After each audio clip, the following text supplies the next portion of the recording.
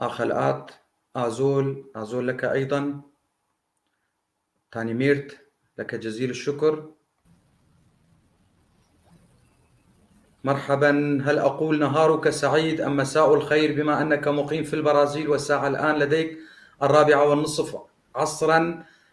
سأبدأ بكلمة أمازيغية عزيزة آزول. الزول مسعلي الزول يتمنين ديمنين تبدت نش علي كولو تنمرت نشيان ختينو بينش.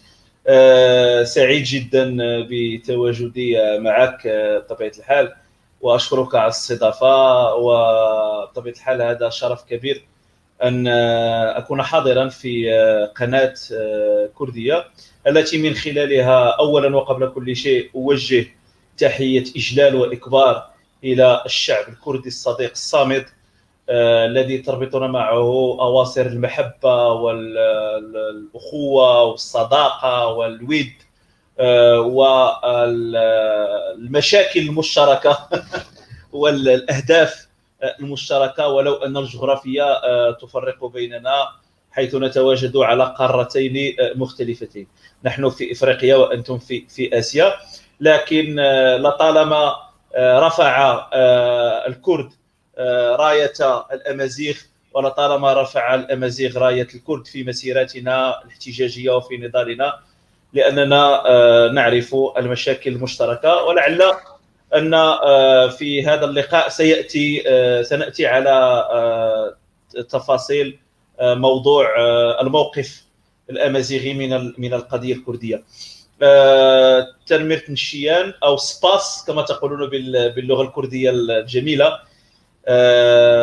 وشكرا مرة أخرى على الاستضافة. لك جزيل الشكر، أهلا بك. طبعا أنت مقيم في البرازيل. نعم، أنا مقيم في البرازيل، بالضبط في مدينة ساو باولو لمدة 4 سنوات أو أكثر بقليل. ولدي أشتغل لحسابي الخاص، لدي مدرسة لتدريس اللغات، ولكن أنا خريج يعني هندسة الخدمات الفندقية أو السياحية عفوا من جامعة أونجي بفرنسا. والجو هنا فعلا هي 4:30، ونحن الآن في البرازيل في فصل الصيف، يعني الجو حار والجو يعني جو الاصطياف وجو الذهاب إلى البحر والاستمتاع بالبحر. أنت حظك من السماء. أنا أحب البرازيل كثيرا، أحب لاعبي البرازيل، كرة القدم البرازيلية. جميل هو حضورك معنا كي نتعرف أكثر على هذا الشعب العريق، الشعب الأمازيغي الذي نحترمه نحن الكرد، ونتقاسم معه المأساة، نتقاسم معه الاضطهاد، الحرمان من الحقوق القومية. لذلك سوف أسألك عدة أسئلة، وأتمنى أن تكون هذه الأسئلة كافية وشافية لجميع ما يدور في عقولنا وأفكارنا. سأبدأ باسم الأمازيغ. الأمازيغ والبربر كلاهما اسم لشعب واحد، فهل لك أن تحدثنا بشكل مختصر ومفيد عن تاريخ هذا الشعب؟ أولا أبدأ بالتسمية. التسمية الحقيقية والوحيدة لشعبنا هي الأمازيغ. أما كلمة بربر فهي كلمة قدحية كان يطلقها الرومان على كل حضارات غير الرومانية، وهي بربر تأتي من بربروس أي غير متمدن أو غير متحضر. فبالنسبة للرومان كل من هو غير روماني فهو بربري، فالويندال بربر والفيكينج بربر والعرب بربر، وكل من هو لا ينتمي إلى روما باعتبارها آنذاك مركز الحضارة يعتبرونهم بربر. وبطبيعة الحال المؤرخون العرب عندما يعني في فترة الاستعمار الاستيطاني في عهد الأمويين اتخذوا هذه التسمية وأطلقوها علينا. أما الأمازيغ فلم يسموا أنفسهم بتاتا بالبربر، بدليل أن في اللغة الأمازيغية كلها من ألفها إلى يائها إن صح التعبير لا يوجد فيها كلمة بربر، أو لا توجد أي كلمة مشتقة من هذه الكلمة، يعني بالباء والراء، والباء والراء لا وجود لها. الأمازيغ من هم؟ بطبيعة الحال هم السكان الأصليون، أول من وضع قدمه في منطقة شمال إفريقيا. الأمازيغ موطنهم يمتد من واحد سيوة في مصر، في محافظة مرسى مطروح، التي تبعد يعني حوالي 800 كيلومتر عن العاصمة المصرية القاهرة، والتي فيها معبد الإله آمون. نحن لدينا إلى يومنا هذا أسماء مذكرة شخصية بهمون يعني. ويمتد على هذه الرقعة الجغرافية إلى حدود ما يسمى الآن بالجزر الجعفرية التي توجد تحت الاحتلال الإسباني، مرورا بالساحل والصحراء بطبيعة الحال. نتكلم عن موريتانيا، عن أزاوات في شمال مالي والنيجر وحتى بوركينا فاسو، والطوارق الذين هم أمازيغ الصحراء الكبرى التي توجد في الشمال الإفريقي. إذن هذو هما موطن الأمازيغ، بالإضافة إلى أمازيغ الدياسبورا الذين يوجدون خارج أرضنا التاريخية. إذن هذا هو موطن الأمازيغ. والأمازيغ يقول بعض المؤرخون، نأخذ على سبيل المثال المؤرخ الفرنسي برنار لوغون، عندما يقول بأن الأمازيغ نزحوا من منطقة القرن الإفريقي التي تعرف الآن بالقرن الإفريقي، يعني بين مرتفعات إثيوبيا ومنخفضات إريتريا الحالية، ونزحوا جهة الشمال 20,000 سنة، منذ 20,000 سنة يعني مضت، وكانوا أول من استوطنوا أرض شمال إفريقيا، وأقاموا بها حضارات تسمى حضارة الأمازيغية، وتكلموا لغة تسمى اللغة الأمازيغية. طبيعة الحال هناك كتب ومراجع أخرى تثبت أن الأمازيغ هم أول من استوطن شمال إفريقيا. هناك بطبيعة الحال الدراسات الأركيولوجية والطوبونيميا، يعني علم أسماء الأماكن والجغرافيا والتاريخ إلى آخره، الذي يثبت كل هذا، بالإضافة إلى أن هناك يعني اكتشافات أركيولوجية كالنقوش الصخرية، لا سيما في منطقة الصحراء التي لا زالت تعرف، التي لا زالت تسجل يعني حروف اللغة الأمازيغية العظمى، الذي تمتد تاريخها إلى ما يزيد عن 5000 سنة، بالإضافة إلى الاكتشاف الكبير الذي يعني خلخل يعني المفهوم الذي كان عند البشرية ووعيها بتاريخها. اكتشاف أقدم إنسان الذي يمتد إلى 315,000 سنة، خلافا للإنسان الأقدم الذي كان اكتشف في إثيوبيا، اكتشف في جبل إيغود بالمغرب، ويمتد تاريخه إلى 315,000 سنة. إذن أقدم إنسان يعني العاقل، الإنسان العاقل أومو سابيان، أقدم إنسان إلى يومنا هذا الذي اكتشف في جبل إيغود، يعني في شمال إفريقيا، موطن الأمازيغ. وبالتالي نحن نفتخر أيما افتخار بانتمائنا إلى هذه الحضارة العظمى. طبيعة الحال تم تشكيل أو تأسيس دول وإمارات أمازيغية قبل الاستعمار الاستيطاني العربي الإسلامي. بطبيعة الحال كانت مستقلة وذات سيادة ومؤسساتيا منتظمة اقتصاديا وسياسيا واجتماعيا. بطبيعة الحال نتكلم عن أشهرها هي مملكة نوميديا، التي تمتد يعني على ما يسمى اليوم بالجزائر، وقسم من تونس، وقسم من ليبيا الحالية إلى آخره. ثم مملكة موريتانيا التي هي يعني المغرب ثم وجنوبه. هذه كانت مملكتين يعني أمازيغيتين معروفتين في التاريخ، وعرفت ملوك عدة، منهم الملك الذي أحمله اسمه، يعني الملك يوغلتن، وهو ملك نوميدي الذي حارب روما ثم تم أسره ومات في سنة 105 قبل الميلاد. ولا زالت يعني لا سيلول بالعربية نسيتها، يعني المعتقل الذي مات فيه لا زال يزار إلى يومنا هذا من طرف السياح في روما عاصمة إيطاليا. بطبيعة الحال هذه المماليك احتلت من طرف الرومان، وكانت هناك موجات من التلاقح بين الثقافات والحضارات، لكن طبعا بقيت الأمازيغية دائما هي الحاضنة والمذوبة لهذه الثقافات الوافدة، التي كان الأمازيغ دائما يعتبرونها عنوان غنى وعنوان ثراء، لكن دون أن يعني يسمحوا بطمس هويتهم ولغتهم.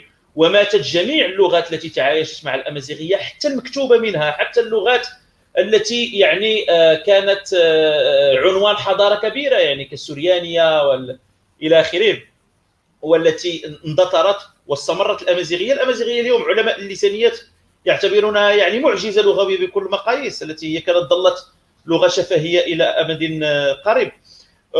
ثم بطبيعة الحال جاء الاستعمار السلطاني العربي الإسلامي في عهد الأمويين، أو ما يسمونه التيارات الإسلامية الحالمة بعودة الخلافة بالفتح الإسلامي.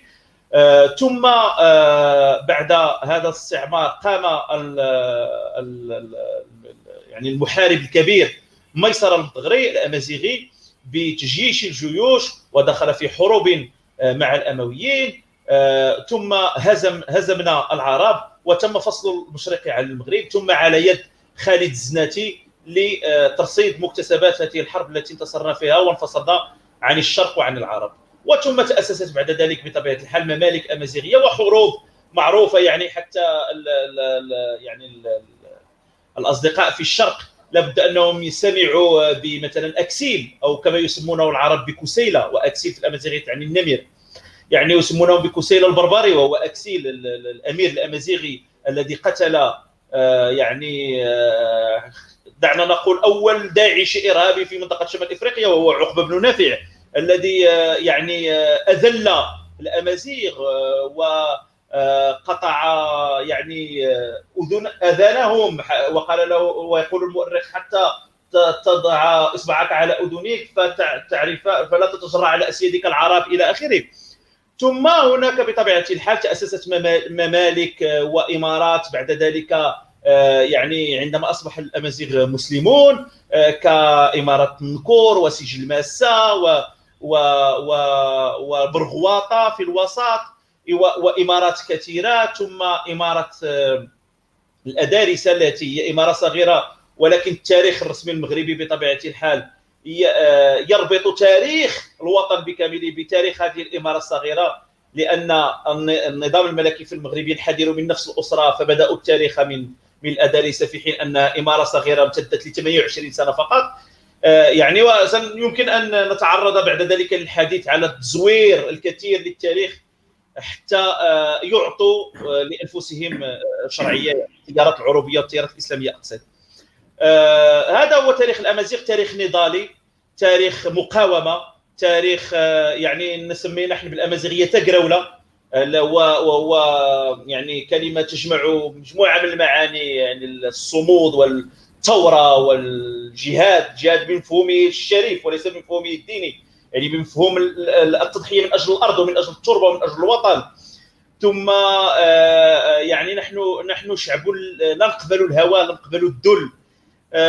ثم بطبيعة الحال يعني استمر الحال بعد ذلك، وتعاقبت يعني الدول والإمبراطوريات كالموحدين مثلا والمرابطين إلى آخره، إلى أن وصلنا مثلا إذا كنا نتكلم في المغرب في بلدي، وصلنا إلى الدولة العلوية، يعني 4 قرون مضت يعني.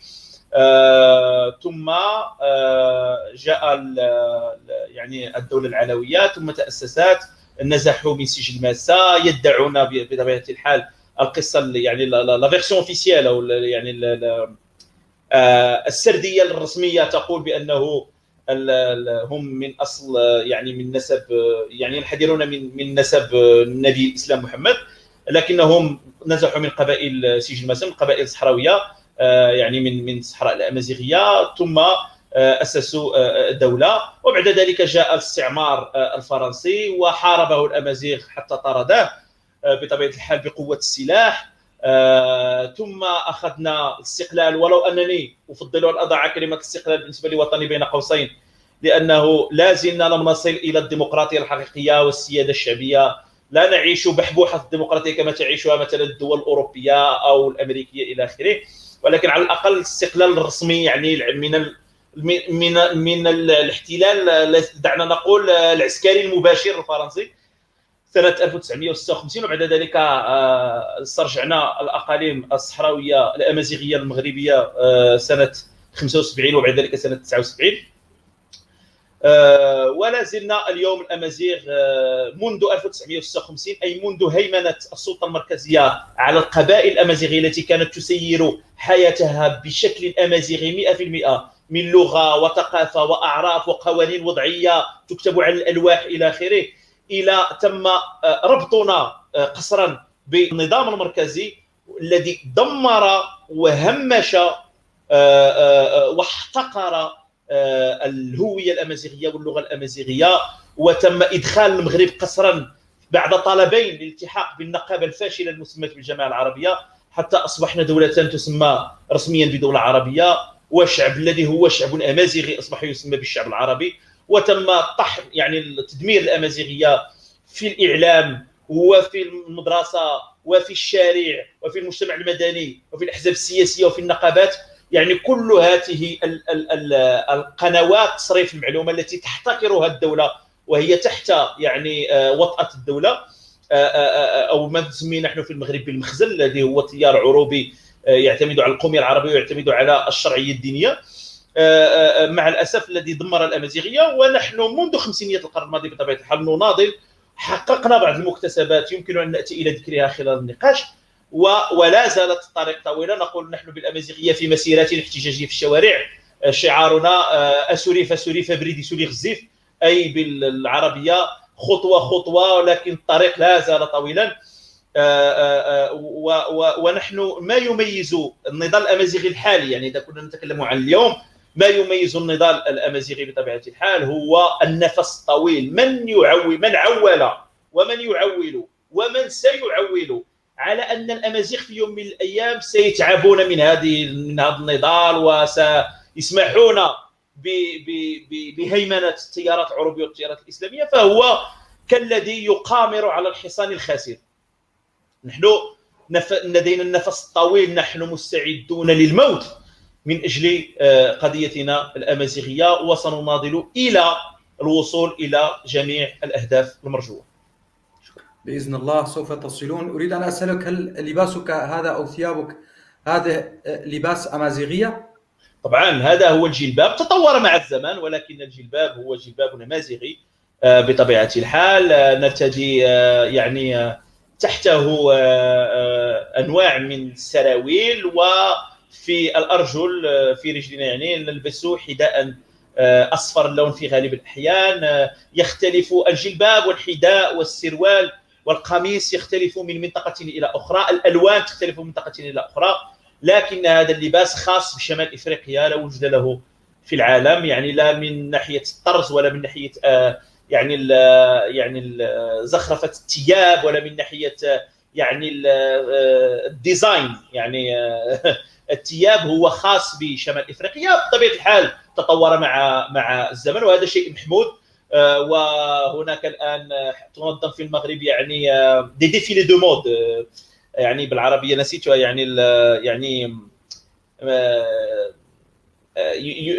ماذا مسيرات للموضة، يعني تنظم خاصة بالجلباب وبالقفطان الذي هو لباس المرأة، الذي كان في وقت من الأوقات لباس الرجل أيضا، وهو يعني تطور من سنة إلى سنة. ويعني هذا عنوان يعني حضارة، وهو أعتبره منتوج الذكاء الأمازيغي في يعني الهندام. أمر جميل. أيضا أنتم في المغرب تتكلمون بسرعة، ليس كالشرقيين، نحن نتكلم ببطء وكأننا ننام. يعني حبذا لو تتكلم قليلا ببطء لأجل المشاهدين، ربما الكلمة السريعة تذهب سريعا. جميل. أنت محق، وهذا لا يرتبط بالمغرب، هذا يرتبط بي. منذ أن كنت يعني في سن المراهقة وأنا أتكلم بسرعة، ولا علاقة له بالمغاربة، المغاربة يتكلمون بشكل طبيعي. جميل. إذا دعنا نبطئ قليلا. الأمر الجميل الذي لاحظته أنكم والكرد لا تشتركون فقط في المعاناة والاضطهاد والظلم والجور، أيضا في اللباس الجميل المزركشة بالألوان، وهذا أمر جميل جدا. نحن أيضا نحب الألوان، لا نحب اللون القاتم الواحد، إنما نحب الألوان. أنت جعلتني أذهب إلى اسم أو معنى الأمازيغ عندما تكلمت عن الصبر، النضال لمئات وآلاف السنين. إذن هل بالفعل كلمة أو اسم أمازيغ تعني الرجل الحر؟ كلمة أمازيغ في الحقيقة هي كلمة مركبة من مازيغ ومن الحرف أ الذي يسبق مازيغ. أ بالنسبة في اللغة الأمازيغية هي حرف كياء النسبة في اللغة العربية. مثلا نقول أمازيغ. إذا أردت أن أتكلم بالأمازيغية وأقول فلان مثلا كردي، أقول أكردي، يعني نسبة إلى الكرد. وأمازيغ يعني هي تعني الرجل الحر أو الإنسان الحر بشكل عام، وهي أيضا تعني غير المزور. مثلا عندما نقول ورغمازيغ يعني الذهب الحقيقي غير المزور. أو مثلا عندما نتكلم في النباتات يعني نقول مثلا هذه النبتة أمازيغية يعني حرة غير مزورة حقيقية. إذن هي لديها المعنيان معا إذا صح التعبير. ونعم إذن أمازيغ عندما تطلق على الإنسان يعني الرجل الحر، الرجل النبيل. وبطبيعة الحال أمازيغ اللغة أيضا أوال أمازيغ يعني الكلام الأمازيغي. إذن أنت جاوبت على سؤالي الثاني فيما يتعلق بأين يتواجد الشعب الأمازيغي. أنت تحدثت عن مكان تواجدهم الأصلي وهو موطنهم، ابتداء من مصر إلى المغرب إلى موريتانيا إلى غيرهم. دعني أقول لك معلومة: في المرحلة الثانوية كان هنالك كتاب التاريخ عندما يتحدثون عن الثورة الجزائرية يقولون كان هنالك شاعر جزائري لا أعرف قد كتب قصيدة بدايتها شعب الجزائر مسلم وإلى العروبة ينتسب. هذا يعني جزائري اسمه بن باديس، وبن باديس يعني ينتمي إلى بطبيعة الحال إلى التيار الإسلامي. وقال شعب الجزائر مسلم إلى العروبة ينتسب، ومنه أتت المقولة الجزائرية التي فرضها النظام العسكري الجزائري، وهو أن الشعب الجزائري أمازيغي عربه الإسلام. ولم نسمع يوما أن الإسلام يعرب، لأن 4 أخماس المسلمين في العالم هم غير عرب. يعني سبحان الله، الإسلام يعرب فقط الأمازيغ، لا يعرب الأتراك، لا يعرب باكستان، لا يعرب الهند، لا يعرب الفرس، لا يعرب فقط الأمازيغ. يعني بطبيعة الحال وهناك حركة أمازيغية قوية بطبيعة الحال في الجزائر التي نعتبرهم آباؤنا الروحيين في النضال، يعني لا سيما من منطقة القبائل في الجزائر. يعني وتحية للقبائل وتيزي وزو النابضة. يعني بطبيعة الحال هذه كلها يعني هجمات على الأمازيغية على مر العصور، تعلو وتهبط، تشتعل وتنطفئ. لكن في نهاية الأمر الأمازيغ مستمرون، شوكتهم تتقوى، نحقق مكاسب على الميدان، نقوم بترصيد هذه المكاسب والحفاظ عليها. نحن نزيد إلى الأمام، نحن نمضي إلى الأمام، نحن لا نرجع إلى الوراء، نحن نمضي إلى الأمام. وهذا ما يخنق أعداء الأمازيغية. لذلك الآن إذا فتحت الإنترنت، لا سيما وسائل التواصل الاجتماعي، عندما أحس أعداء الأمازيغية بالفشل الذريع في منطقة الحوار، في منطقة المحاججة، في منطقة مقارعة الحجة بالحجة، في منطقة التحليل الأكاديمي، فشلوا فشلا ذريعا أمام النضال الأمازيغي ولا سيما الحركة الأمازيغية. فتجد الآن يعني صفحات من الشتائم ومن التزوير، بل أنهم طوروا أنفسهم في التزوير. سابقا في الماضي، يعني على سبيل المزاح فقط، سابقا في الماضي كانوا يقولون لنا أنتم البربر أتيتم من اليمن عن طريق الحبشة، وإذا أنتم عرب أصلا. والآن طوروا من العداء الأمازيغية، فأصبحنا نسمع اليوم الأمازيغ ليسوا هم السكان الأصليون لشمال إفريقيا، كان قبلكم أشخاص آخرون. السؤال أين هم؟ نريد أن نعرف يعني من هم هؤلاء الأشخاص الذين كانوا قبلنا، أين هي المراجع، أين هي هذه الدراسات التي تقول أن كان من قبلنا اشخاص ربما كانوا يعني اشباحا لا نعرف، اما الانسان فهو الانسان والانسان الامازيغي في شمال افريقيا. يعني نحن يعني كيف اقول اعتدنا على يعني هذه المسائل، ونحن نمضي الى الامام وسنمضي الى الامام. وستمضون إلى الأمام وستنتصرون بإذن الله. أنت تذكرني تذكرني بنا نحن الكرد نفس السياسة التعريبية ضدنا. أننا البعض منهم يقول أن الكرد بالأصل عرب، قال عمر، أو اكردوهم إلى الجبال، أو لا أعرف. أمر يدعو للسخرية، أمر فعلا يدعو للسخرية. سعيد صبري يقول we have the same history. Yes, we have the same history، ولكن سننتصر بإذن الله.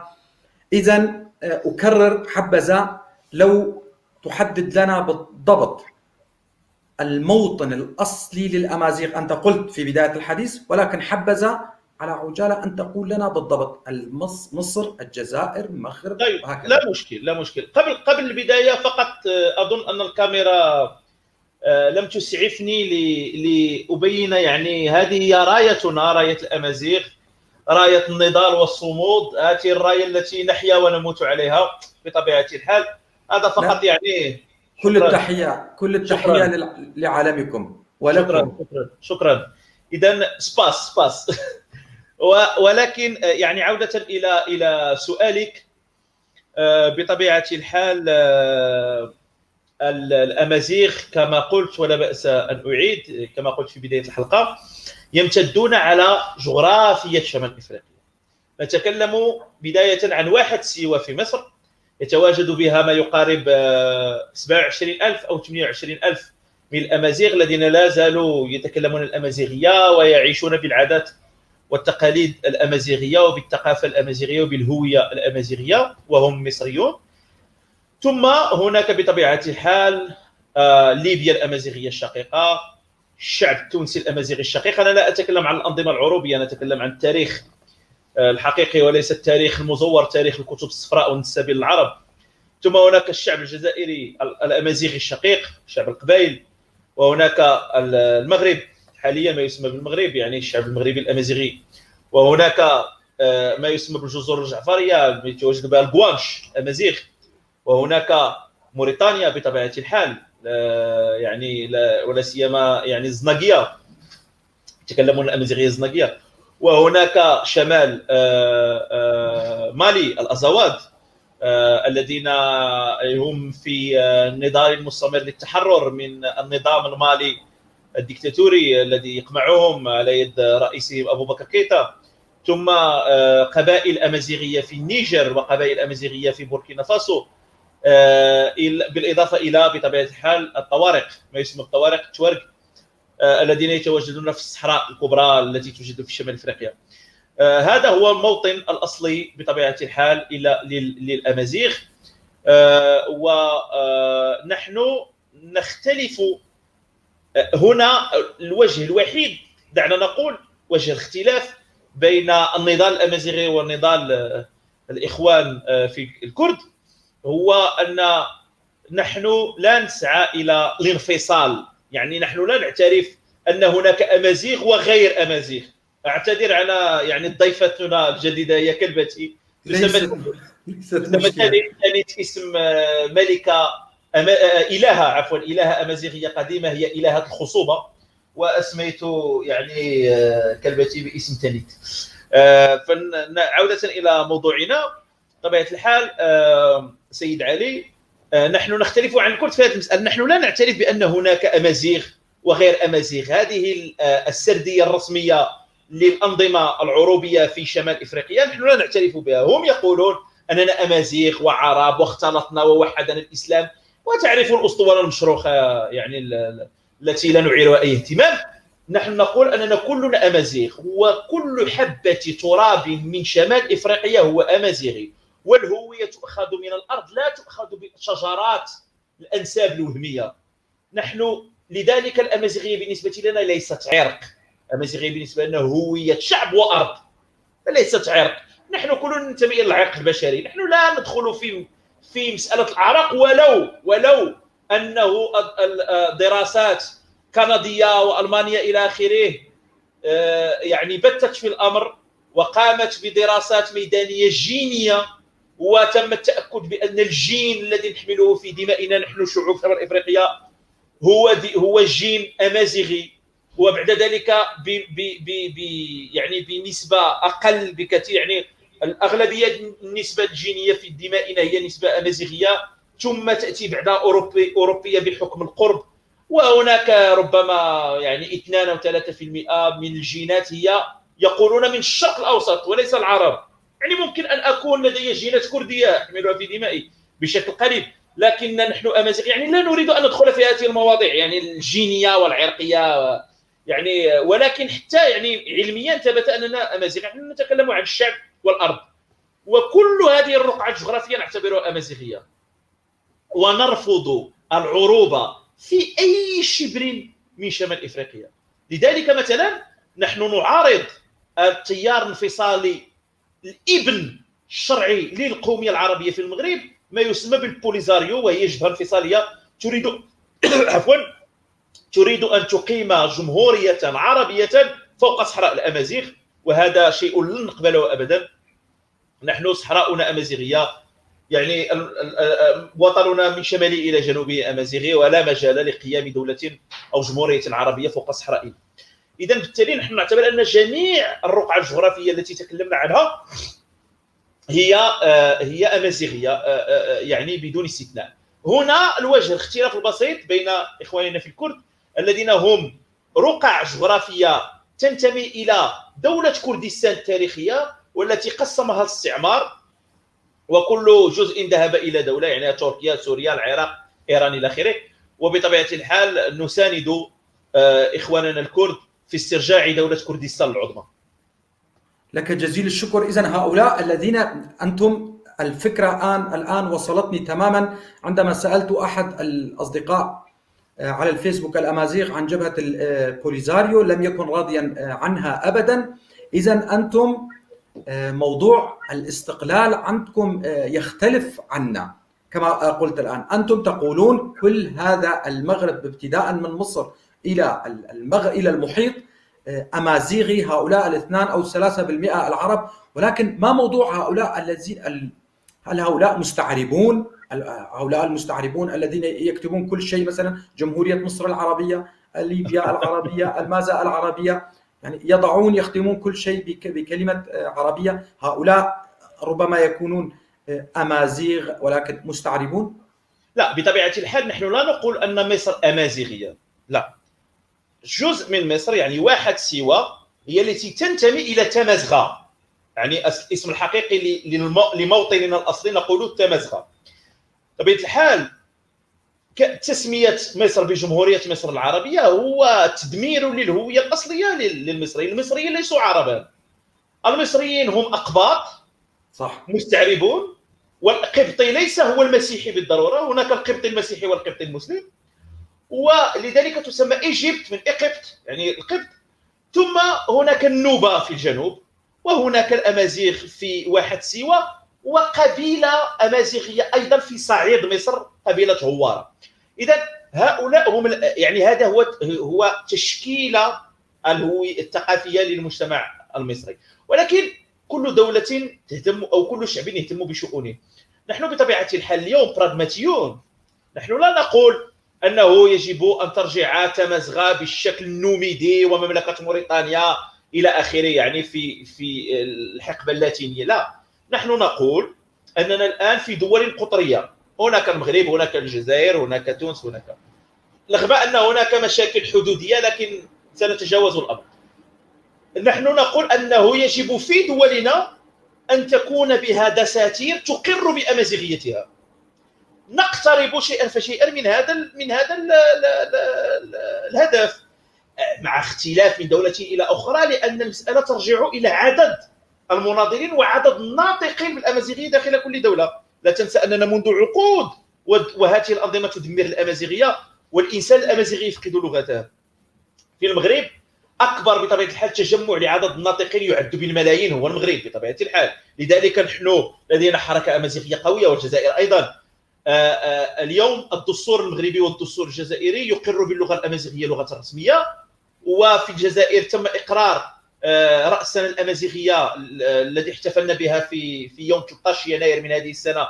نحن في سنة 2971، وبهذه المناسبة بطبيعة الحال أتقدم بأعز وأحر التهاني بسنة الأمازيغية الجديدة إلى كل الأمازيغ وإلى كل البشرية. أتمنى لهم الرخاء والازدهار. ونحن أيضا نبارك لكم. شكرا. وبطبيعة الحال هذه الدول يعني أقرت بالأمازيغية، دخلت إلى التعليم، قنوات تلفزية أمازيغية، إذاعات للراديو أمازيغية، مهرجانات غنائية أمازيغية. لكن بطبيعة الحال كل هذا إذا قمنا بحساب التناسب أو يعني بين الأمازيغية وبين هيمنة العربية والفرنسية أيضا، نجد أن الأمازيغية يعني محتقرة، لا زالت محتقرة جدا، بالإضافة إلى الثقافة الشعبية التي تربت في وعي يحتقر الأمازيغية. لأنه نحن نقولها يعني في المغرب نقول أن الأعداء الأولون للأمازيغية هم الأمازيغ أنفسهم اليوم، يعني ينسلخ من هويته حتى وينسب نفسه قصرا للعرب، حتى العرب لا يرفضونه. يعني لعلك رأيت مؤخرا هاشتاغ تداوله نشطاء فيسبوكيون من العرب الأقحاح من الجزيرة العربية، هاشتاغ يسمى لستم عرب، موجه إلى أمازيغ شمال إفريقيا، والمدونون يكتبون أنتم بربر، أنتم أمازيغ، أنتم لستم عرب. يعني هم رضوا بالذل والذل لم يرضى به. أرادوا أن يتمسحوا في عباءات البدو القريش وهم يرفضونهم. لكن الحمد لله نحن نعتبر من الناس الذين لا نرضى بغير الأمازيغية بديلا، هذه الحضارة العظيمة التي ننتسب إليها. إذن الأمازيغية هذه الحضارة العظيمة واللغة القديمة. أريد أن أسأل عن اللغة الأمازيغية، من كم حرف تتشكل؟ هي اللغة الأمازيغية ربطا بما كنت أقول، سأربط سؤالك بما انتهيت من قوله بالنسبة للمكتسبات التي حققتها الحركة الأمازيغية والنضال الأمازيغي في كل دولة على حدة.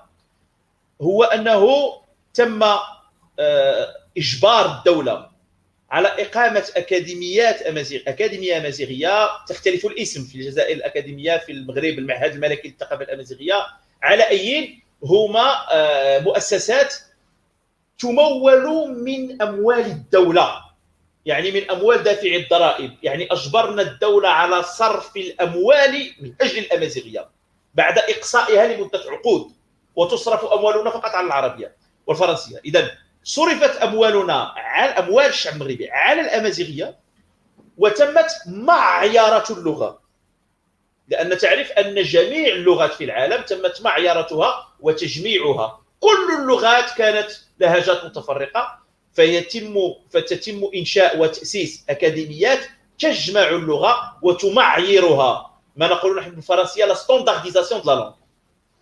العربية مرت بهذا التقنين، الفرنسية، السويدية، العبرية في إسرائيل إلى آخره. معيارة اللغة اليوم التي لديها أبجدية خاصة بها تتكون من 33 حرف. الفونيتيك يعني الصوتيات الأمازيغية هي متسعة جدا، لذلك نحن الأمازيغ لدينا سهولة في نطق أي لغة، لأن الفونيتيك عريض يعني كبير جدا. لا فونيتيك اللي لارج كما نقول الفرنسية.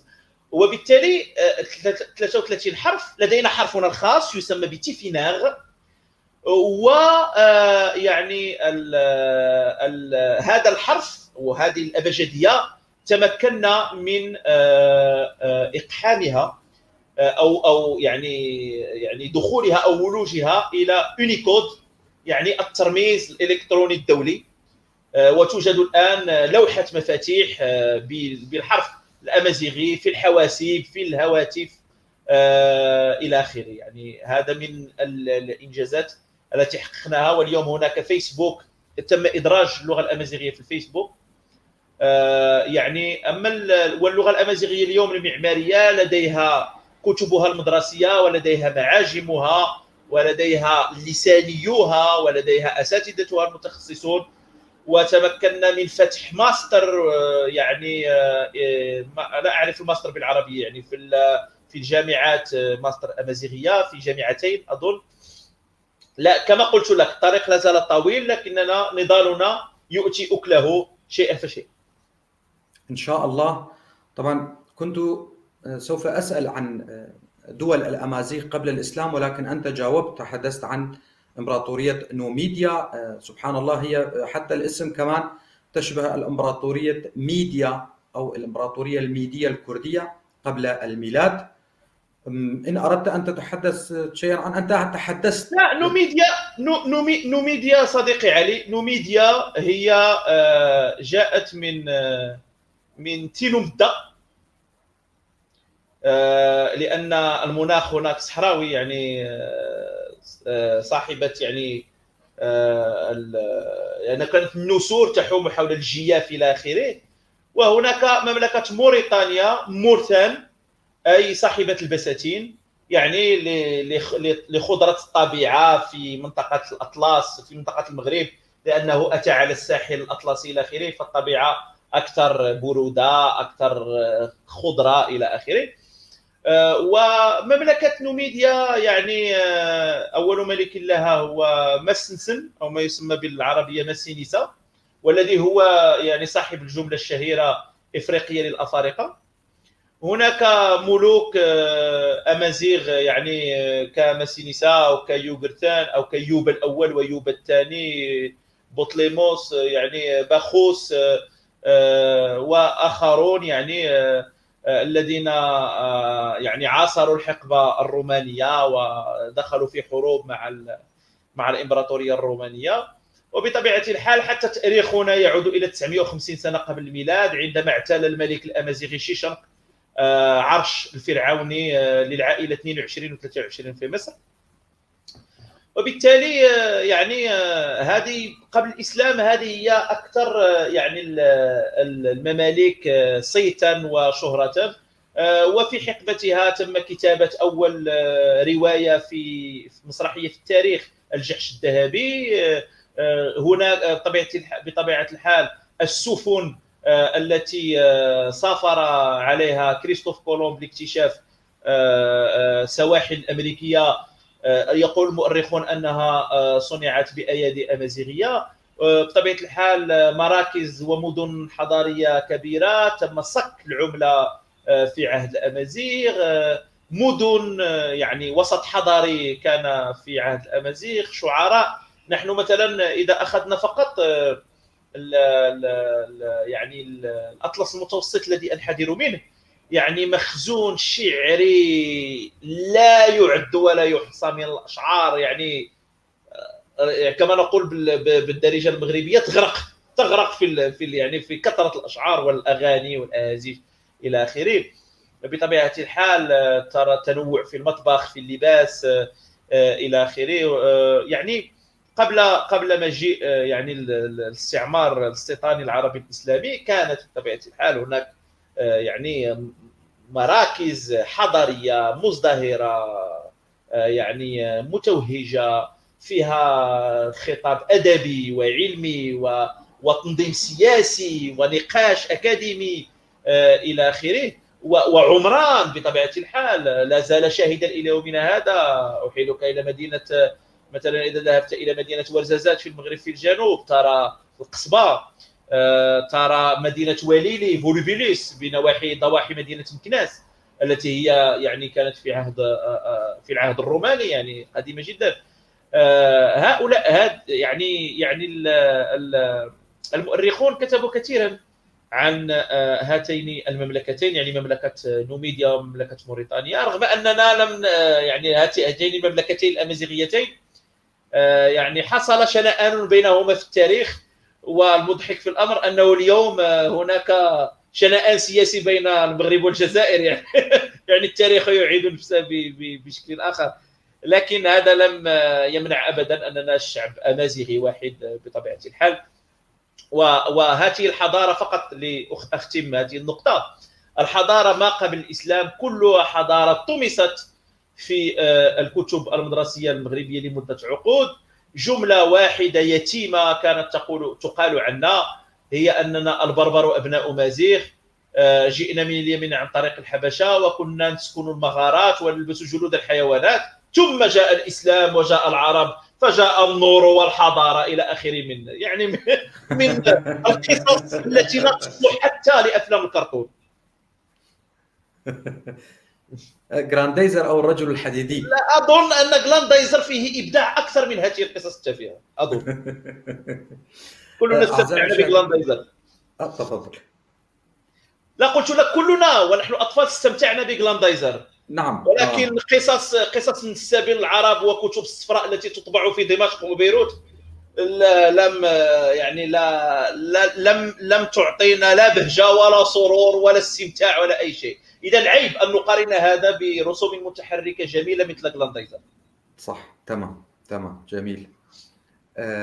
أقصد هم يجعلون من أنفسهم كالرجل الحديدي، بأنهم مخلصو البشرية من الجهل والظلم والواقع ليس كذلك ولم يكن كذلك في يوم من الأيام. أعزائي المشاهدين، بالنسبة لتعليقاتكم لأسئلتكم بعد أن أنهي أسئلتي من الضيف العزيز سوف أعود للتعليقات والأسئلة. يوغرتن، كنت سوف أسألك عن نضال الشعب الأمازيغي لأجل سؤال، هل هو لأجل دولة أم لأجل الحقوق ضمن دولة؟ ولكن أنت شرحت لنا كل شيء. هل أستطيع الآن سوف أنتقل إلى السؤال آخر، ما هي أساليب النضال لديكم؟ هل لديكم أحزاب سياسية، حركات سياسية، جمعيات، أو كيف أنتم تناضلون؟ عن طريق أي تنظيمات أم هكذا الشعب يناضل؟ جميل، أشكرك على هذا السؤال المهم. في الحقيقة حتى يفهم شيء ما، حتى أؤسس للجواب لابد أن نذكر كيف انطلق النضال الأمازيغي. النضال الأمازيغي انطلق بعد صدمة، شوك، صدمة وقعت للأمازيغ. الأمازيغ كانوا طبيعة الحال ولا زالوا هو الأمازيغ هو مجتمع قبلي، ننتمي إلى قبائل، وكانت القبائل تجتمع في شكل كونفدرالي، وكان ما يسيرنا هو القانون العرفي الأمازيغي الذي يكتب في الألواح ويتم نشره على الناس في الأسواق، والذي القانون كان يسن بشكل ديمقراطي في مجلس الجماعة، المجلس القبلي، بزعامة أمغار الذي هو أصلا رجل منتخب كأمير القبيلة، وهناك إنفلاس أو البرلمانيون الذين كانوا أيضا بشكل ديمقراطي ينتخب من طرف القبيلة. وكنا نسير أنفسنا بأنفسنا بشكل أمازيغي بحت.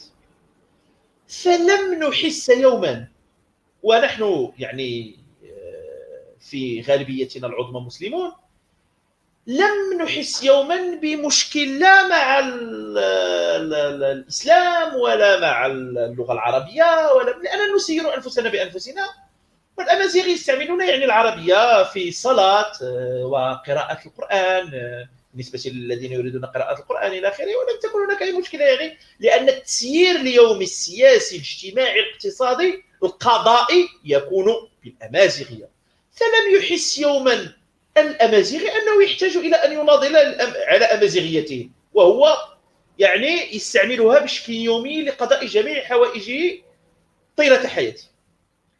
ثم جاء الاستعمار الفرنسي الذي تسميه الدولة المغربية بالحماية الفرنسية، ولم يحمينا نحن، وأتى لحماية آخرين وربما سيكون لنا في لقاء آخر إذا أردت أن نتكلم عن هذا الموضوع إن شاء الله. ثم جاء الاستعمار الفرنسي لإخضاع القبائل الأمازيغية الثائرة للسلطة المركزية، ثم خرجت فرنسا بعد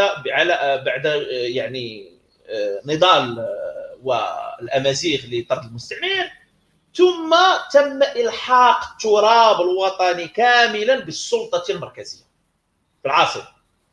والسلطة المركزية سلطة عروبية بامتياز، وسلطة إسلامية بامتياز، لأنها تستعمل الإسلام في شرعيتها. ثم بعد إلحاق هذه المناطق بالسلطة المركزية تم تدمير العرف والمحاكم العرفية، وتم إلحاق الأمازيغ بالسلطة المركزية وبتنظيم المؤسساتي للدولة، يعني للنظام الحكومي المركزي للدولة الذي يستعمل العربية. والدولة يعني أرسلت رسالة واضحة للشعب المغربي منذ 1956 بأن الأمازيغية لا مكان لها في المغرب الرسمي، فالمدرسة ستكون بالعربية والفرنسية، والتلفزة ستكون بالعربية والفرنسية، والمذياع سيكون بالعربية والفرنسية، والقانون سيكون بالعربية خصوصا، والمحاكم ستكون بالعربية استنادا إلى ظاهرة 1963 الذي يفرض على القاضي التكلم فقط بالعربية، واللوحات التشوير في الطريق ستكون بالعربية، والمحاضر الشرطة ستكون بالعربية، يعني الخطابات الرسمية للملك في التلفاز ستكون بالعربية، والوثائق الرسمية ستكون بالعربية والفرنسية إلى آخره. وتم إقصاء الأمازيغية إقصاء تاما، فتكون لدى ما يسمونه اللسانيون بالفرنسية للينغيسيد أو الانتحار اللغوي، أي أن الأمازيغ أصبحوا ينتحرون لغويا حتى يدخلوا في شرعية الدولة وينالوا رضا الدولة، لأنهم كانوا يعتبرون أنفسهم على الهامش، كانوا يخجلون من أن يقولوا أنهم أمازيغ. التحقوا بالسردية الرسمية للدولة التي تقول أننا عرب وأمازيغ واختلطنا، واختاروا أن يقولوا عن أنفسهم عربا حتى يخرجوا من ذلك الاحتقار الذي كرسته الدولة، وذلك وعي الاحتقار الذي كرسته الدولة في المجتمع عن طريق وزارة الداخلية التي تضع يدها على كل شيء بطبيعة الحال. ثم بزغت حركة أمازيغية تقول ستوب، نحن لسنا عربا ولن نكون عربا يوما، وليس بالضرورة أن نكون مسلمين حتى نكون مواطنين، يمكن أن أكون مواطنا مسلما أو غير مسلم. طبعا عندما تقول مثل هذه الأفكار تعتبر تورية بالنسبة للخطاب الرسمي للدولة الذي كرس العروبة والإسلام كهوية خالصة لشعب طبيعة الحال ليس عربي، وهو في غالبيته مسلم لكن ليس إسلاميا بالمفهوم إخواني أو الوهابي. والعربية الشرط لدخول الجنة أيضا، يجب أن تعرف العربية حتى تذهب إلى الجنة. لا نحن لا سأقول، لا يمكن أن أقول لك يعني أمثال شعبية تحتقر الأمازيغية ليست قديمة، يعني هي جديدة بعد خروج فرنسا. أمثال شعبية كرستها الدولة وكرست الأحزاب العروبية الإجرامية مثل حزب الاستقلال والأحزاب اليسارية الاشتراكية التي خرجت من رحم العروبة، بل هناك مناضلون يساريون بعد سقوط غير في 2003 بعد سقوط النظام الاستبدادي للمجرم الفأر صدام حسين، اكتشفوا أنهم يمولون من أحزاب البعث في المغرب. البعث يمول العروبة في بلاد الأمازيغ، يعني نحن لذلك نقول لكم نحن نشترك في كثير من الأشياء. ثم هذه التيارات العروبية والتيارات المحافظة دائما ما كانت تتماهى مع خطاب الدولة في تدمير الأمازيغية. وكانت هناك الحركة الأمازيغية التي هي حركة ثورية جاءت بخطاب ثوري مغاير تماما لخطاب الدولة فيما يتعلق بالهوية ديال الأرض وهوية الشعب المغربي الأمازيغي. بعد ذلك هذه الحركة بدأت تطور من نفسها حتى أجيب عن سؤالك، فبدأت على تنتج جمعيات ثقافية فقط، لم تكن هذه الجمعيات توظف أي بعد سياسي في خطابها، فكانت تقول نحن جمعيات ثقافية نهتم بالثقافة الأمازيغية، وسمح النظام بذلك حتى يحد الأمازيغية في الفلكلور في الفولكلور الشعبي فقط. يعني تريد أن تتكلم عن الأمازيغية في الرقص، في الغناء، في المطبخ شيئا ما يمكن لك ذلك، ولكن أن تتكلم هوياتيا سياسيا فكان ذلك محظورا بشكل تام. وهناك من ذهب إلى السجن بسبب الأمازيغية، هناك من ذهب إلى السجن فقط. هذا محامي كتب لوحة في ثمانينيات القرن الماضي، كتب لوحة مكتب المحاماة، كتب اسمه بالعربية وبالفرنسية وبالأمازيغية، فذهب سنة إلى السجن. يعني حتى تعرف كيف كانت الأوضاع إلى حدود يناير. يعني يناير، ما تقول لهم أنتم في الشرق؟ كانون الثاني يناير، نعم، لا يناير إلى حدود يناير 2006 ممنوع منعا باتا كلمة واحدة بالأمازيغية في التلفزة. الأمازيغية كانت محظورة في التلفزة. والغريب في الأمر أننا في فاتورات الكهرباء التي تصل إلى المواطنين في المنزل مكتوب ثمن استهلاكك للكهرباء، ثم هناك مساهمتك في السمع البصري. يعني تدفع الثمن للتلفاز الذي يمنع لغتك، تدفع وتصمت. يعني هذا هي وضعية الأمازيغية. ثم بطبيعة الحال حتى عندما تم إدخال الأمازيغية إلى التلفاز بشكل محتشم، تم إدخاله بشكل يحتقر الأمازيغية. فقررت الدولة أن تقدم الأخبار بالأمازيغية وسمتها نشرة اللهجات، أولا لضرب مفهوم اللغة الواحدة، أنتم فقط لهجات ضعيفة متفرقة. ثم يأتي المذيع ويتكلم جملة فيها 10 كلمات، 9 كلمات بالعربية وكلمة بالأمازيغية معوجة ليست حتى أمازيغية صحيحة، حتى يتم يعني احتقار الأمازيغية في أعين المشاهدين والشعب إلى آخره. ثم يعني بدأت هذه الجمعيات تتكاثر وتضغط شيئا فشيئا. من المدخل الثقافي بدأ نشر الوعي بالذات الأمازيغي وبالانتساب الأمازيغي. ثم بدأت بعد الجمعيات الثقافية جمعيات حقوقية. وعندما نقول حقوقية دائما هناك صبغة سياسية فيما هو حقوقي. ثم الجمعيات الحقوقية كالامريك، ثم جاءت أصدقاء أمازيغ يعني الشبكة الأمازيغية من أجل المواطنة، ثم صوت المرأة الأمازيغية، ثم ائتلاف الجمعيات الأمازيغية إلى آخره إلى آخره. يعني وصلنا إلى يعني مئات وما يقارب 1000 جمعية يعني تعنى بالشأن الأمازيغي. وإلى حدود 2004 2005 أحس الأمازيغ بأن العمل في المجتمع المدني لم يعد يعطي أكله، وأننا نحتاج إلى الانتقال إلى العمل السياسي داخل أحزاب سياسية. المغرب يتوفر على 33 حزبا سياسيا، ولا واحد فيهم يدافع عن الأمازيغية. هناك الأغلبية الساحقة التي أعلنت جهارا نهارا أنها ضد الأمازيغية، وهناك من يدعي أنه يحمل هم الأمازيغية، ولكن في واقع الأمر وفي الممارسة اليومية جميع الأحزاب السياسية أو الدكاكين السياسية أثبتت أن الأمازيغية لا تهمها في شيء، وإنما فقط عنوان، يعني استعملتها في إطار ثقافة العناوين، لا شيء تحقق على أرض الواقع من لدنها. فحاول الأمازيغ في أول محاولتين عن طريق الزعيم المرحوم تفلن وكوش فلاس، يعني المناضل الكبير الدحمد الدغرني الذي توفي مؤخرا، يعني المثير في الأمر أن الدحمد الذي حاول أن يؤسس حزبا اسمه الحزب الأمازيغي المغربي الديمقراطي القدام، يعني بارتي ديمقراطيك أمازيغ ماروكان، تم منعه من طرف السلطات، تم الاعتداء عليه من طرف السلطة. وعندما توفي خرجت تعزية من القصر، يعني من الملك، تعزية بشأنه لما مات.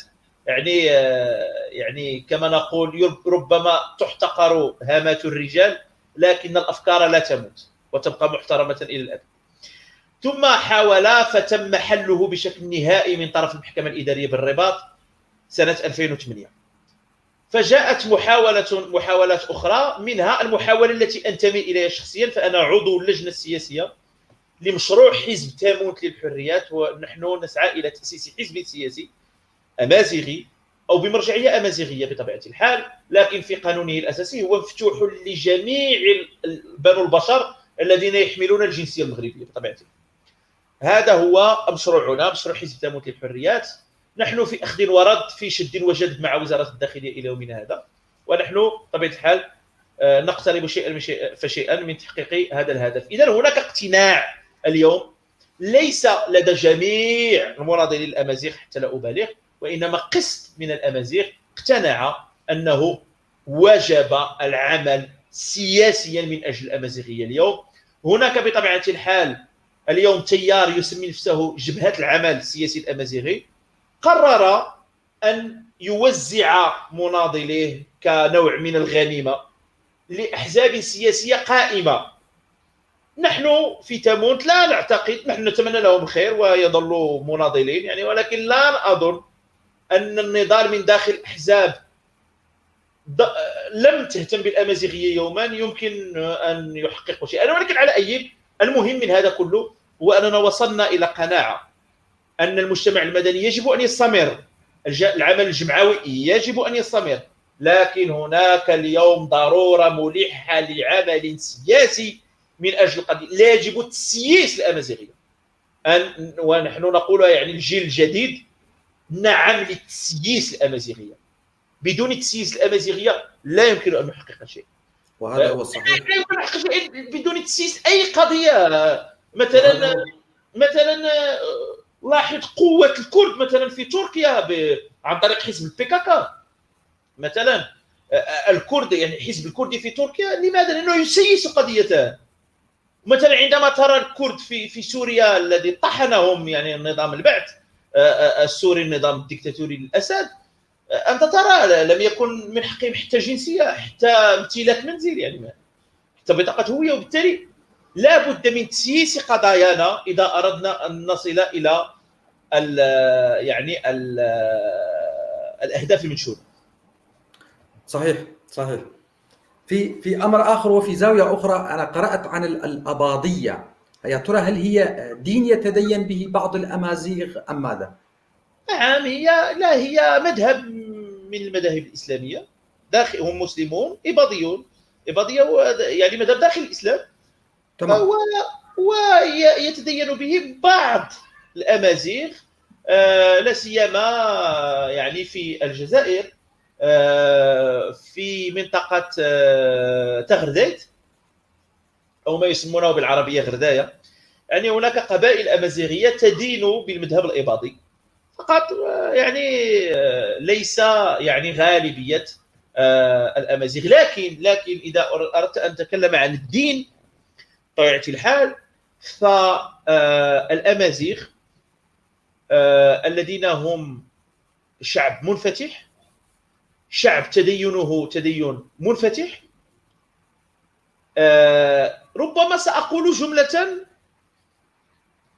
لن يتفق معي يعني الإخوة المناضلون الأمازيغ، هي أنه لأن الشعب الأمازيغي بعد الإسلام يعني أقول هو شعب أساسا صوفي، شعب متصوف، وأنت تعرف العداء الذي تكنه الوهابية والإخوانية والسلفية للتصوف. أظن أن التصوف الأمازيغ وارتماؤه في أحضان الزوايا حمى الأمازيغ من الوقوع في براثن السلفية الإخوانية والوهابية، لأن منطق الزاوية لا يخرج خارج أسوار الزاوية. السلفية الأمر بالمعروف والنهي عن المنكر واقتحام الحياة الخاصة للناس لفرض قراءة متشددة للنصوص الدينية. الزاوية لا، الزاوية تنتظرك لتلتحق بها فتصبح من مريدها فتطبق ما تقوله داخل الزاوية. أما السلفية الوهابية تقتحم. إذا هذا الصوفية حمت تدين المغاربة من أن يصبح تدينا يقتحم الفضاء العام. طبيعة الحال إلى حدود أواخر السبعينات بداية الثمانينات، عندما قرر الملك الحسن الثاني، الملك الراحل يعني والد الملك الحالي محمد السادس، ملك الراحل الحسن الثاني، وهذا يقوله محمد شفيق يعني الذي نعتبره الأب الروحي للحركة الأمازيغية في المغرب. محمد شفيق الذي هو رجل يعني تجاوز سنه 90 أظن، يعني رجل كبير في السن، كان يعني قائم بالاعمال على الخزانه الملكيه، وكان قد طلب منه الملك الراحل الحسن الثاني ان يعطيه يعني دراسه حول التعليم في المغرب. فقال له محمد شفيق بطبيعه الحال وهو مناضل امازيغي، يعني تكلم من مرجعيه امازيغيه، وقال له اذا اردنا ان ننجح ورش التعليم في المغرب فلا بد من مدرستين عصريتين حداثيتين يعني تلتزم بالمعايير الدوليه للمنظومات التربويه في الدول المتقدمه. ثم بعد هذا التقرير طلب منه الحسن الثاني تقريرا ثانيا حول ما نسميه في المغرب بالمدارس القرآنية. فقال له محمد شفيق الله يذكره بالخير إن المدارس القرآنية تكرس فقط الولاء والطاعة وتقضي على القدرات يعني الذهنية وعلى ليسبري دينيسياتيف ليسبري كرياتيفيتي، يعني تقتل في الطفل بادرة فعالية الحماس وبادرة الخلق وبادرة الإبداع، وإنما فقط يعني تخلق شعبا لا يعرف إلا الولاء أو الطاعة العمياء إلى آخره. بعد ذلك خرج قرار ملكي في بداية الثمانينات بنشر المدارس القرآنية في المغرب، فبدأ يتغير تدين المغاربة إلى التطرف، فبدأ التيارات الإسلامية ترى النور في المغرب بعد أن لم يكن لها أي وجود. لم يكن في المغرب لا حزب إسلامي، كان حزب محافظ، حزب الاستقلال، من لم يكن حزب بمفهوم حزب إسلامي. مثلا في حزب الاستقلال مثلا ولو أنه يسمي نفسه حزب المحافظة، لم تكن البرلمانيات والمناضلات داخل حزب الاستقلال يرتدين الحجاب مثلا، خلاف حزب العداله والتنميه الذي هو حزب اسلامي على الشاكله المشرقيه، على شاكله الاسلام المشرقي وليس الاسلام الامازيغي. ثم بدات التيارات الاسلاميه تخلق، بدات يعني الاسلام المغاربه يتغير، بدا الصراع داخل الاسر. تعرف مثلا اعطيك مثال بسيط، يعني بنت اليوم مثلا، بنت عمرها مثلا فلنفترض 25 سنه او 26 سنه او 30 سنه، تعتبر مثلا ان لباس البيكيني، يعني لباس البحر، لباس السباحه، لباس البيكيني مثلا شيء حرام ولا يجب على البنت ان تلبسه، وكيف لزوجها ان يسمح لها ان تلبسه، فهو زوج عديم المروءه ان سمح لزوجته ان تلبس البيكيني. هي تحمل هذا الخطاب وفي قلب منزلها البوم صور لامها تلبس البيكيني مع والدها في البحر. لماذا هذا التغير؟ لانه تغير نمط الاسلام نمط التدين عند المغاربه بعد نشر المدارس القرآنية وإدخال السلفية وإدخال الإخوانية وإدخال الوهابية والسماح بوصول البترودولار إلى المغرب إلى آخره، والسماح بنشر وإهداء وبيع كتب عذاب القبر وكتب يعني كل ما يتعلق بالتخلف البدوي إلى آخره. وبالتالي تشكل تيار يعني متشدد داخل المجتمع طبيعة الحال، الذي تعتبر الحركة الأمازيغية نقيض لهذه التيارات، ونعتبر نفسنا السبب الرئيس في فرملة التيارات العروبية والتيارات الإسلامية في المغرب. جميل جميل صديقي، لن أسألك عن تعداد الشعب الأمازيغي لأنه صعب، لا دولة لا إحصائية رسمية، ولكن العدد التقريبي للأمازيغ عامة. هذا هو السؤال المغلوط الذي نحاربه دائما، والذي يوضع بطبيعة الحال. أنا لا أعاتبك، أنت تطرح هذا السؤال لأنك سمعته يطرح في أكثر من فضاء. كلا صديقي، أنا العفو، القصد أنا فهمت منك بأن غالبية المغرب جميل أمازيغي. نحن لا نستعمل كلمة غالبية، كل المغاربة هم أمازيغ، جميل. كل الجزائريين هم أمازيغ. لماذا؟ لأن نعتبر أن الهوية تنطلق من الأرض. وبما أن الأرض كلها أمازيغية، نحن نعتبر يعني بشكل منطقي إذا كانت الأرض كلها أمازيغية فلماذا الشعب ليس كله أمازيغي؟ إذا ولدت فوق تلك الأرض وترعرعت فوق تلك الأرض وأجداد أجدادك من تلك الأرض فلماذا تعتبر نفسك عربيا؟ وإن ثبت لديك، فلنفرض أنه ثبت لديك أنك تنحدر من أسرة جاءت من قريش أو من يثرب، وماذا بعد؟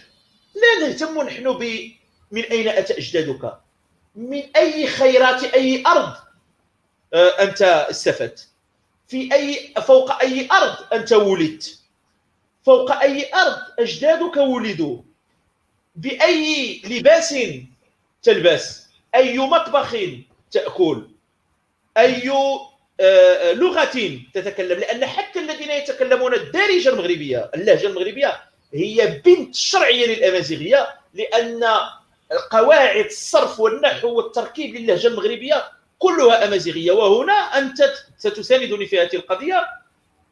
أنت تعرف، أنت من الشرق، أنت من سوريا، من كردستان سوريا، هل المشارقة يفهمون المغاربة عندما يتكلمون لهجتهم؟ كلا. إذا كانت عربية فلماذا لا يفهموننا؟ لأننا لسنا عرب، لم نكن عربا يوما ولن نكون عربا في المستقبل. لهجتنا هي بنت الأمازيغية، خليط من اللغات، وجملتها التركيبية أمازيغية، وعباراتها المجازية أمازيغية. كيف سيفهم الشرقي؟ هل تعرف اللحم الذي لم يطبخ بعد؟ تقولون باللغة العربية اللحم النيء، صح، لكن في الأمازيغية نقول شو مزيزاو، أو اللحم الأخضر، نعطيه لون أخضر. بالنسبة للمشرقي لحم أخضر لا يعني شيئا، بالنسبة لنا يعني نيء. أريد أن أنصت، لاحظ أعطيك جملة أخرى، أريد أن أنصت لعظامي، هل هذه الجملة تعني لك شيئا؟ لأنها جملة في الأصل أمازيغية لخص الخيخ صنينو. أريد أن أنصت لعظامي تعني أريد أن أستريح. التركيبة للهجة المغربية الدارجة أمازيغية، أحبه كريم. ثم الأمازيغية، هاتين هما اللغتين الحقيقيتين للشعب المغربي، الأمازيغية والدارجة، وهما الاثنتين لا يفهمها العرب. إذا تكلمت بالأمازيغية لا يفهمون العربي، إذا تكلمت بالدارجة المغربية لا يفهمون العربي، وهذا يكفي برهانا أننا لسنا عرب ولا ننتمي إلى العرب. طبعا أنا أقول دوما المغرب الأمازيغي، ولكن لو استثنينا نسبة 2% أو 5% من البعض من مصر، ليبيا، الجزائر، حتى مالي، هذا هو قصدي. نعم. عدد السكان الكامل للأمازيغ، هذا هو القصد. مع الأسف المعلومة يعني نسيتها، ولكن يعني المغرب 40 مليون تقريبا، الجزائر يعني المغرب والجزائر وتونس وليبيا وموريتانيا أكثر بقليل من 100 مليون نسمة.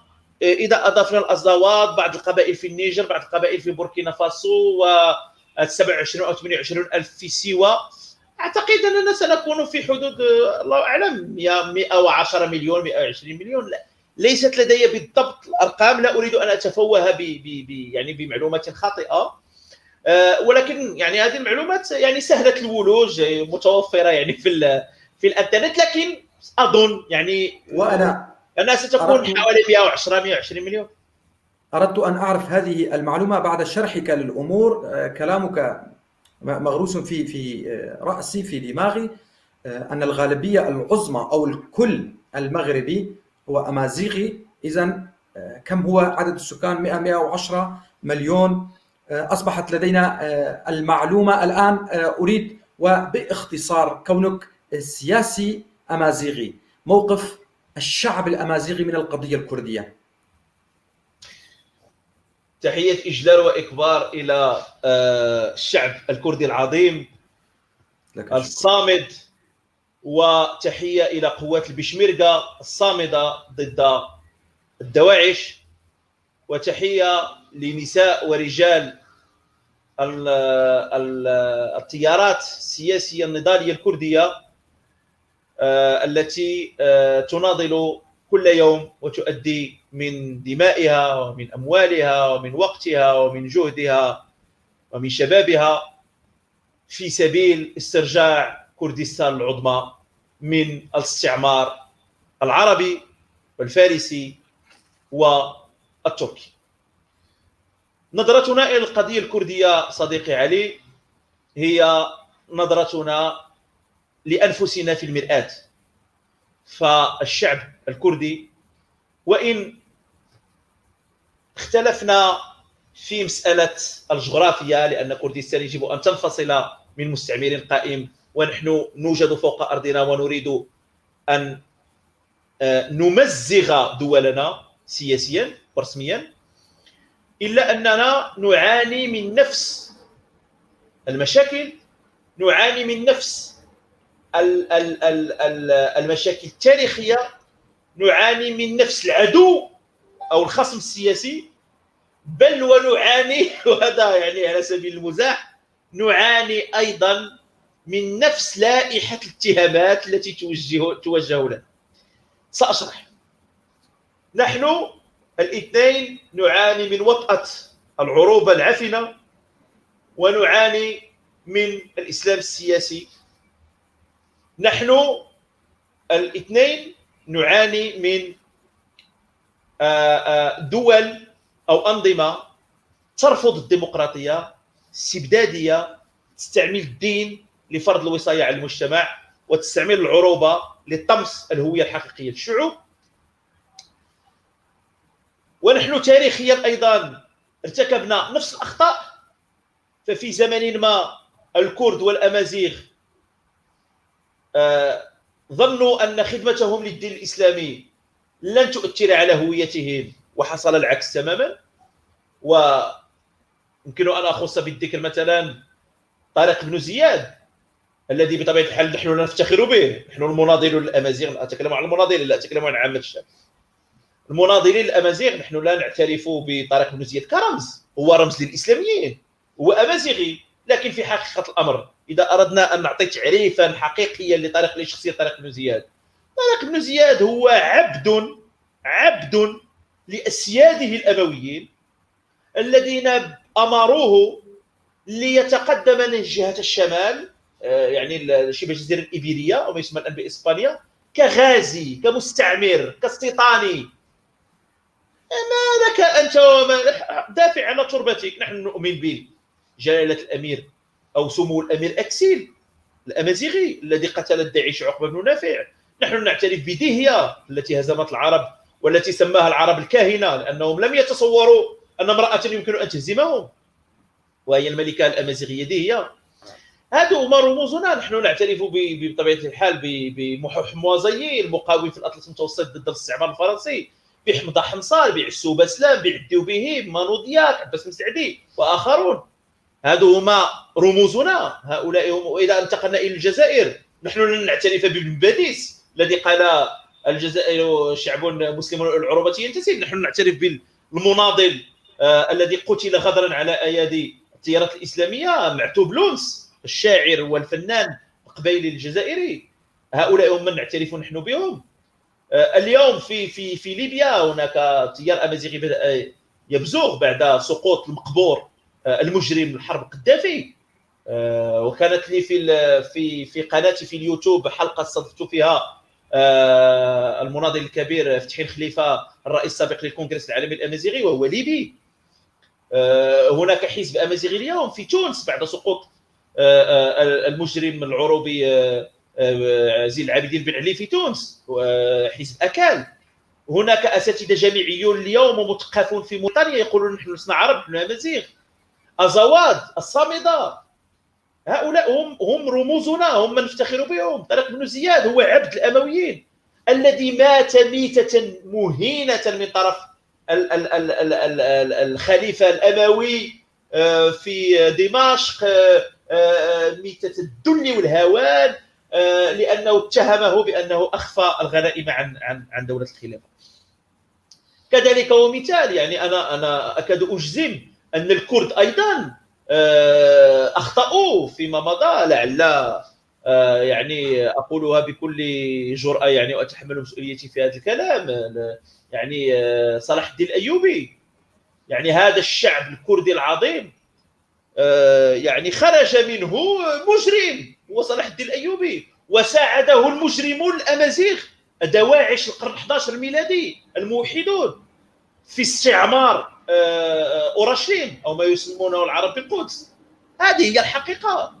خدمتنا للمشروع، لا أتكلم عن العقيدة، أن يكون الشخص مسلما لا مشكلة في ذلك، أن يكون مسلما، أن يكون مسيحيا، أن يكون يهوديا، العقيدة ليست هي المشكل. المشكل هو المشروع الحضاري. عندما تخدم المشروع الحضاري الإسلامي أو المشروع الحضاري التركي أو المشروع الحضاري العربي أو الفارسي، أنت تدمر هويتك شئت أم أبيت. لا يمكن الجمع بين المتناقضتين. تريد أن تخدم المشروع الحضاري الإسلامي وتريد أن تخدم الأمازيغية، كيف ستقوم بذلك؟ مستحيل. والدليل على ذلك اليوم فقهاء في المغرب كل سنة يصرخون يصيحون كالديكة في كل عام بمناسبة حلول السنة الأمازيغية، يحرمون الاحتفال بالسنة الأمازيغية ويخرجون علينا بتلك الجملة المقيتة: العيد عند المسلمين عيدان، وعيد الفطر وعيد الأضحى، ولا عيد بعد ذلك وإنه بدعة، وديك الهضرة الخاوية، ديك يعني الكلام الفارغ عفوا.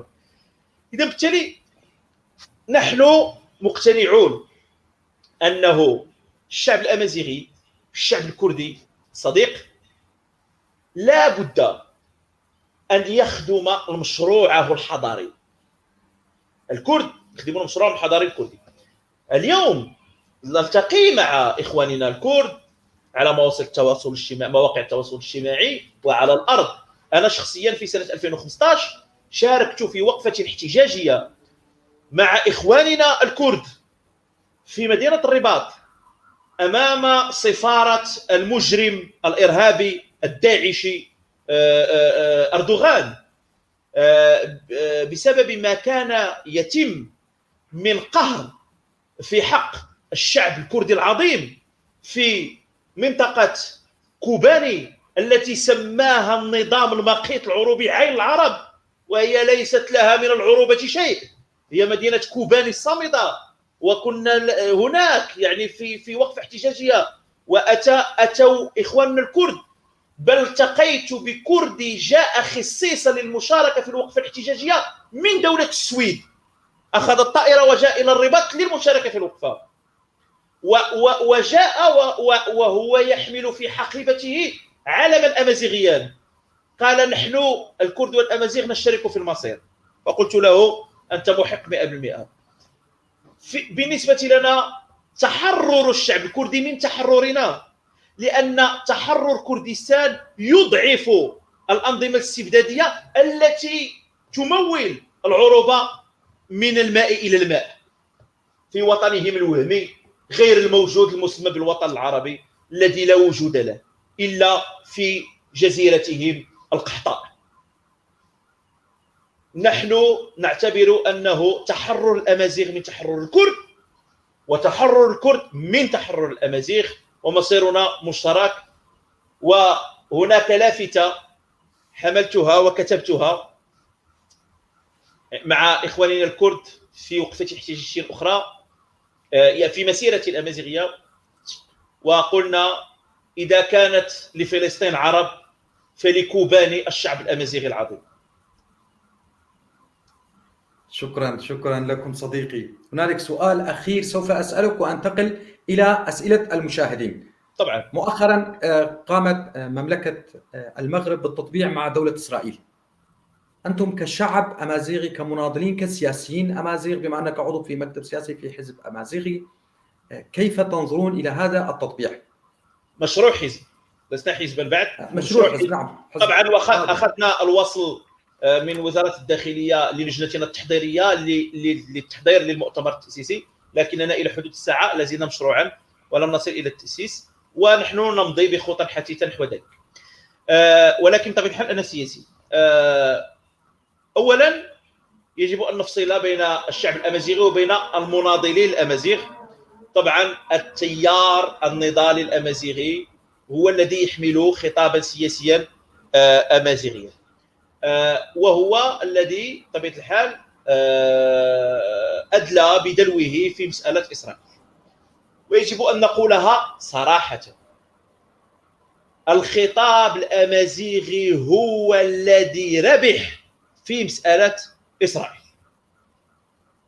مسألة تطبيع، كلمة تطبيع نحن نتحفظ عليها.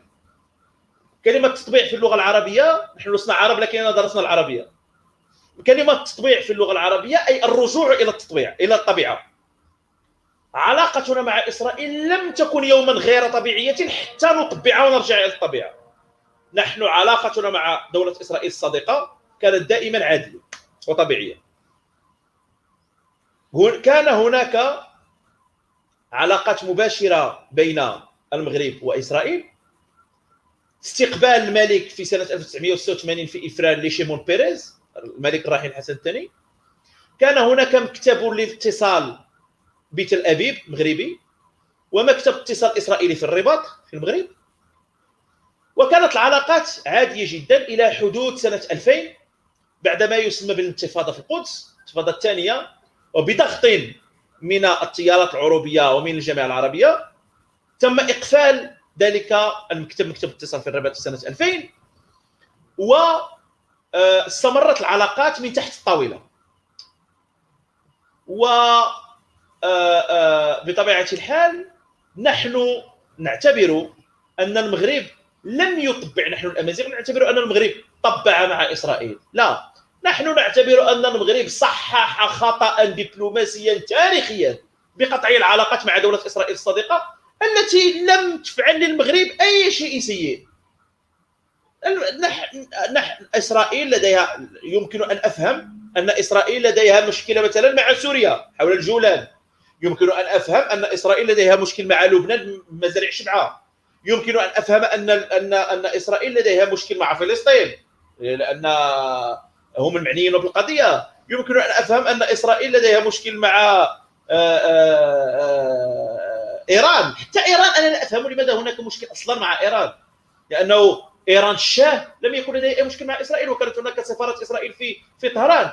ثم جاءت ثورة الملل اللعينة الدكتاتورية الاستبدادية، فجعلت من القضية الفلسطينية قضية عقيدة للشعب الإيراني، والشعب الإيراني هو شعب فارسي لا علاقة له بمشاكل العرب ولا بمشاكل فلسطين إلى آخره. هؤلاء ممكن أن أفهم أن إسرائيل لديها مشكل مع الأردن، أو ممكن أن أفهم يعني حول الضفة الغربية والضفة الشرقية وواد عرباء وواد الأردن إلى آخره. ممكن أن أفهم أن إسرائيل لديها مشكل مع مصر حول سيناء إلى آخره. ولكن الدول المعنية بالأمر، أي أن مصر مطبعة مع إسرائيل وهي تشترك مع الحدود، والأردن في سنة 1994 وقعت اتفاقية واد عربة واعترفت بإسرائيل وأنهت المشكل، والفلسطينيون في 1993 في اتفاقية أوسلو اتفقوا مع الإسرائيليين، وأبو عمار يعني عرفات المعني المباشر بالقضية صافح الإسرائيليين وعانقهم، وكان هناك بيل كلينتون في الصورة إلى آخره.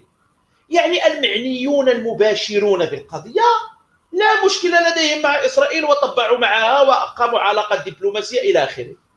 فلماذا نحن المغرب الذين نتوفر على مليون مغربي كمواطن إسرائيلي في إسرائيل، سدس المجتمع الإسرائيلي أمازيغي مغربي، هذا يعني عفوا هذا يعني من العبث أن نرفع أيدينا على مليون إنسان مغربي يعيش في إسرائيل. هذا قمة العبث، قمة الغباء، قمة الحمق، قمة المراهقة السياسية. والتيار الأمازيغي موقفه من القضية الفلسطينية منذ الأزل هو كالتالي: القضية الفلسطينية هي قضية مفاوضات بين فلسطين وبين إسرائيل، ثم يقوم التيار التيارات العدائيه الامازيغيه وتقول القضيه الفلسطينيه قضيه عربيه اسرائيليه، وتقول التيارات الاسلاميه وتقول قضيه اسلاميه بين المسلمين واسرائيل. والدوله المغربيه تبنت هذا الموقف الى حدود سنه 2020 فيما يسمى بصفقه القرن، فخرجت الدوله المغربيه في ممثله في وزاره الخارجيه واخرجت بلاغا تقول فيه الجمله التي تقولها الحركه الامازيغيه: القضيه الفلسطينيه الاسرائيليه ليست لا عربيه اسرائيليه ولا اسلاميه اسرائيليه ولا شيء من هذا القبيل، هم بين الفلسطينيين وبين الاسرائيليين. ومحمود عباس رئيس السلطه الفلسطينيه في اكثر من خطاب يقول: نحن نريد السلام مع جارتنا اسرائيل، وبينهم اتفاقات اقتصاديه وبينهم اتفاقات امنيه. فلسطيني من الضفه الغربيه اذا قام باي عمليه مسلحه في اسرائيل ودخل الى الضفه الغربيه، السلطه الفلسطينيه تلتزم بالقاء القبض عليه وتسليمه الى السلطه الاسرائيليه كارهابي. هؤلاء الفلسطينيون المعنيون بالامر، ما دخلي انا وما دخل هذا اسرائيل. او اسرائيل دوله قويه في العالم، تتوفر على 1,000,000 مواطن مغربي يهودي، دوله متقدمه عسكريا، ذات ثقل سياسي في الساحه الدوليه، متقدمه تكنولوجيا لا سيما في الصناعات الدقيقه، ومتقدمه فلاحيا، لديها تقنيات فلاحيه كثيره جدا استفاد منها المغرب حتى قبل استئناف العلاقات مع دوله اسرائيل الصديقه. وبالتالي نحن الامازيغ نقول: نحن مع حل الدولتين، نحن مع الشعب الفلسطيني لاحقاق حقوقه واقامه دولته المستقله التي يعني، وهذا سيكون نتيجه المفاوضات السياسيه. ونحن ليست لدينا مشكله لا مع الفلسطينيين ولا مع الاسرائيليين. لماذا؟ لاننا نحن لسنا فلسطينيين، لسنا كنعانيين اذا صح التعبير، ونحن لسنا اسرائيليين، نحن مغاربه نخدم مصالحنا الجيوستراتيجيه. نحن مصلحتنا مع اسرائيل نكون اصدقاء اسرائيل، نحن مصلحتنا مع جزر الوقواق نذهب الى جزر الوقواق. نحن يجب ان نكون دوله كباقي الدول في العالم. الكندي يقول لك كندا اولا، الامريكي يقول لك امريكا اولا، ميركل تقول لك المانيا اولا، ماكرون يقول لك فرنسا اولا، دونالد ترامب يقول لك الولايات المتحده اولا، جاير بولسونارو يقول لك البرازيل اولا. لماذا يستكثرون علينا ان نقول المغرب اولا؟ غريب هذا المنطق. ثم اريد ان اضيف شيئا مهما سيد علي حتى يعرفه الناس. تكلمنا قبل قليل عن الجبهه الانفصاليه العروبيه المرتزقه، عصابه البوليزاريو التي تسعى الى تاسيس جمهوريه عربيه فوق صحراء الامازيغ. هل تعرف ان فلسطين من اكثر الداعمين لعصابه البوليزاريو؟ جبهه التحرير الفلسطينيه في مسيرتها ترفع اعلام البوليزاريو. مناضلهم في سنوات السبعينات، في اواخر السبعينات، جورج حباش الفلسطيني ذهب الى مخيمات المحتجزين في تندوف فوق الاراضي الجزائريه لعصابه البوليزاريو، ويقول لهم في خطاب مصور موجود في اليوتيوب الان في الميكروفون: باسمي وباسم جميع الفصائل الفلسطينيه نساند الشعب الصحراوي في إقامة جمهورية العربية والتحرر من المستعمر المغربي. هذا خطاب رسمي. مؤخرا في سنة 2019 سفيرة لدولة فلسطين في السويد في مؤتمر صحفي يسألها صحفي انفصالي يقول لها: ما موقف فلسطين من الشعب الصحراوي والقضية الصحراوية؟ ذلك الخطاب الواهي العبيط. فقالت له: نحن مع قرارات الأمم المتحدة وهو مسار أممي وندعم القرارات الأممية ومجلس الأمن في هذا الموضوع. قمة الحياد. ولم تنطق بكلمة واحدة تقول أن نحن ندعم الشعب المغربي في وحدته الترابية واستقلال أراضيه إلى آخره نهائيا. في سنة 2020 أنا أقول لك يعني هذا غيض من فيض. سنة 2020 سفير السلطة الفلسطينية في الجزائر، وأنت تعرف أنه في جميع الأعراض الدبلوماسية في العالم سواء كانت دولة متقدمة أو متخلفة، ديكتاتورية أو ديمقراطية، لا يمكن لأي سفير لدولة أن ينطق بشيء يخالف الموقف الرسمي للدولة التي عينته سفيرا لها، وإلا ستسحبه على الفور في جميع، يعني كانت الدولة ديمقراطية وديكتاتورية متخلفة أو متقدمة كبيرة أو صغيرة. سفير السلطة الفلسطينية في الجزائر يقول نحن ندعم الشعب الصحراوي للاستفتاء والانفصال، ويتماهى مع خطاب مرتزقة البوليساريو العصابة العروبية، ثم المدعومة بطبيعة الحال من جنرالات الجزائر، ثم صمت مطبق للسلطة الفلسطينية، ثم يأتي تصريح لسفير السلطة الفلسطينية في المغرب يقول، لم يقل حتى الصحراء المغربية، يقول نحن ندعم الشعب، ندعم المملكة المغربية في وحدة أراضيها نقطة. لم يقل الصحراء المغربية بتاتا في البلاغ، وبلاغ غير موقع من طرف السفير. ثم قام لغط إعلامي كبير بين الجزائر والمغرب، فوصل صداه إلى السلطة الفلسطينية، فأحرجت السلطة الفلسطينية، فخرجت وزارة الخارجية ببلاغ تقول، اسمع جملة واحدة: إن فلسطين ملتزمة بالحياد وعدم التدخل في الشؤون الداخلية للدول، نقطة، انتهى الأمر. هل إذا كانت فلسطين تتخذ موقف الحياد في قضية تهمني أنا شخصيا، لأن بالنسبة لي وحدة الترابية ومغربية الصحراء ومحاربة مرتزقة البوليساريو الذين يريدون تأسيس جمهورية عروبية إسلامية فوق صحراء الأمازيغ، بالنسبة لي أولى مليون مليار بليون مرة من القضية الفلسطينية. يعني كما نقول في المغرب، كل يضرب على عرمه، يعني كل واحد يعني ماذا تعني هذه الجملة؟ كل يضرب على عرمه، يعني كلكم راع وكلكم مسؤول عن رعيته. تمام. يعني كل يهتم بشؤونه أولا. أنا بالنسبة لي قضية وطني ووحدة ترابه، نحن أصلا لدينا عدو خصم سياسي، وهو النظام المغربي الذي هو نظام عروبي، فيريدون أن يضيفوا إلينا خصما آخر وهو جمهورية عربية في الجنوب. لن أقول لك ولن أفتح القوس للجرائم التي تقوم بها فصائل طلبة البوليساريو داخل الجامعات المغربية ضد التيارات الأمازيغية. ونذكر وهنا أجدد الرحمة على روح الشهيد القضية الأمازيغية عمر خلق إزم التي قتلته أيادي الغادرة لفصيل البوليساريو المرتزق المجرم العافين داخل الجامعات المغربية.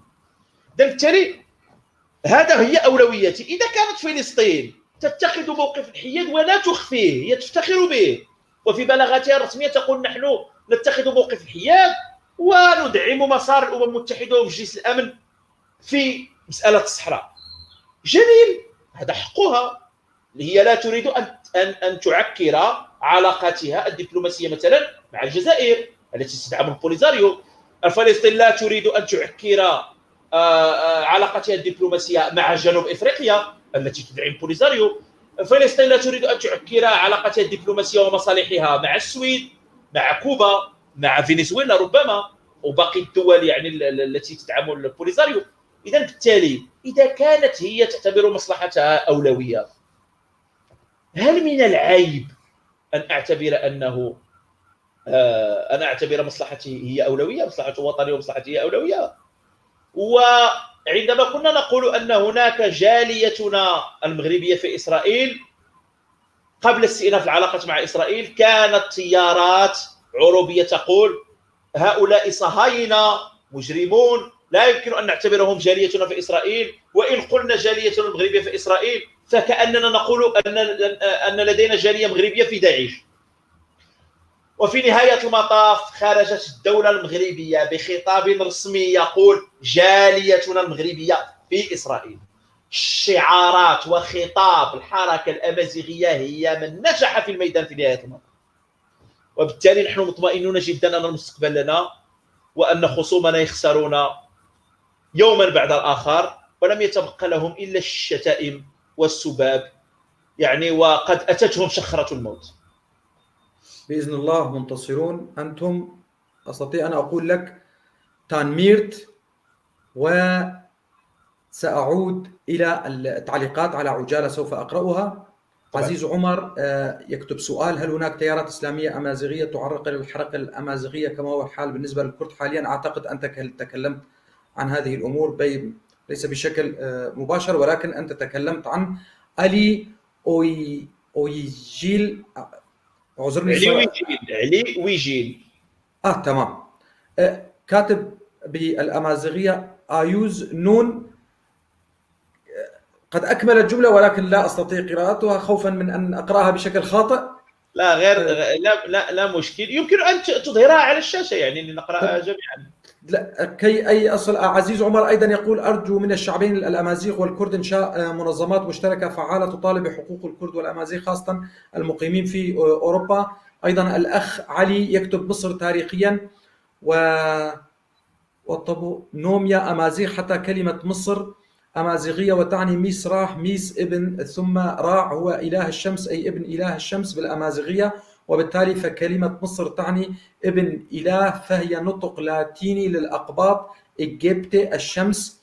أما نوميديا معناها بالأمازيغية أرض النسر أو مدى، يعني النسر. أمدى النسر بالأمازيغية. أمدى عفوا، تعني النسر. نعم. محمود عبد الله كولو وهو أخي يقول: مساء الخير. إيدر أنتالاس تعقيبا على كلمة كما قلنا الرجل الحديدي وجرانديزر وغيرهم، يقول: ثم طلع البدر علينا. المصطفى نضال أيضا كردي مقيم في ألمانيا: مساء الفل. أرجو أن أقاطعك سيد علي، لدي ملاحظة مهمة فقط ردا على طلع البدر علينا والرجل الحديدي جرانديزر إلى آخره. أنا ما فتئت أطرح سؤالا، بما أنك طرحت علي سؤال موقف الحركة الأمازيغية أو النضال الأمازيغي أو الخطاب النضال الأمازيغي من القضية الفلسطينية والإسرائيلية إلى آخره. أنا ما فتئت أطرح سؤالا في قناتي حول هذا الموضوع، وأغتنم فرصة وجودي في قناتك المحترمة لأعيد طرح نفس السؤال. هو سؤال أنتظر له جوابا إلى يومنا هذا. منذ خمسينيات القرن الماضي أو ستينيات القرن الماضي، والأنظمة تنشر فكرة مفادها أن محور الشر في العالم هو إسرائيل. محور الشر في العالم هو إسرائيل. ونحن نعرف أن البشرية منذ القدم موجودة بتوازن الخير والشر. إذا كان هناك شر فلا بد أن في مقابله هناك خير. هذه يعني طبيعة البشرية، لا يوجد الشر المطلق ولا خير المطلق. طيب، سؤالي الذي أطرحه فقط سأطرح سؤال وسأنتظر الجواب. إذا كانت إسرائيل هي محور الشر في العالم، السؤال: من هو محور الخير في العالم؟ تريد جوابنا صديقي أم جواب الأنظمة العربية؟ لا، من؟ نريد أن نعرف من. جواب الأنظمة العربية هو كما يقولون بين قوسين المقبور صدام حسين فارس العرب. ربما داعش. نعم، أنت تحدثت عن فلسطين، أنا لم أرد لأنني هنا فقط لكي أسمعك. بالنسبة لهم أسامة بن لادن هو محور الخير. طبعا بالنسبة لهم المقبور الذي تم رؤيته في حفرة الجرزان صدام حسين لن يرحمه الله بالتأكيد، هو أيضا بالنسبة لهم محور الخير. لقد ربما الأسد قاهر الشعب والاستبداد. أيضا بالنسبة لهم كذلك الكثير يرون بأن نظام الأسد نظام مقاوم ومحارب وبطل، و حزب الله ربما هو محور الخير.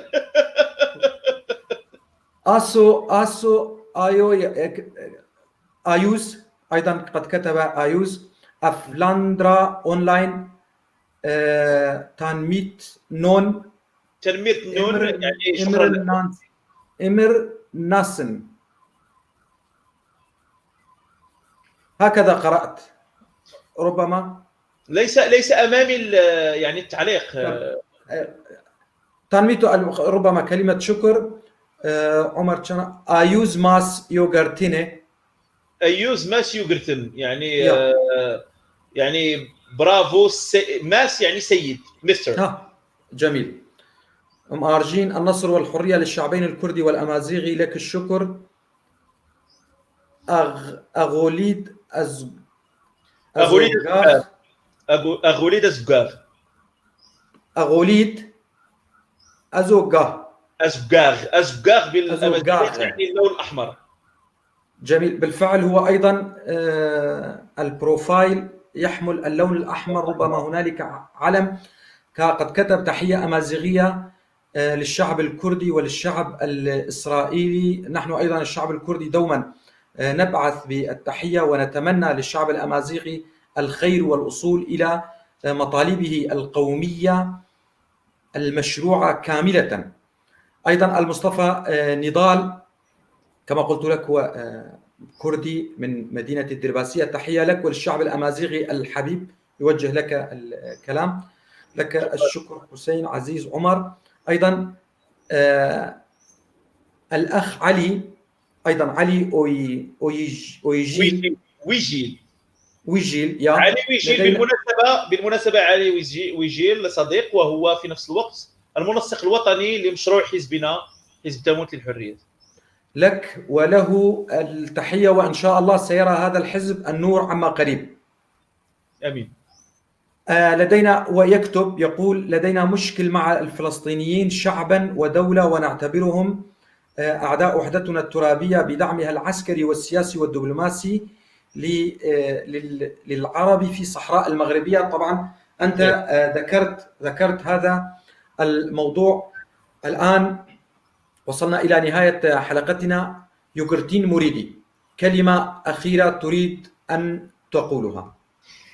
كلمة أخيرة هي ستكون كلمة مفتوحة نحو المستقبل. طبعا كلمة أخيرة، لا أقصد كلمة واحدة. لا أعرف. مرحبا باي. كلمة يعني مداخلة أخيرة. طبعا كلمة أخيرة ستكون كلمة مفتوحة نحو المستقبل.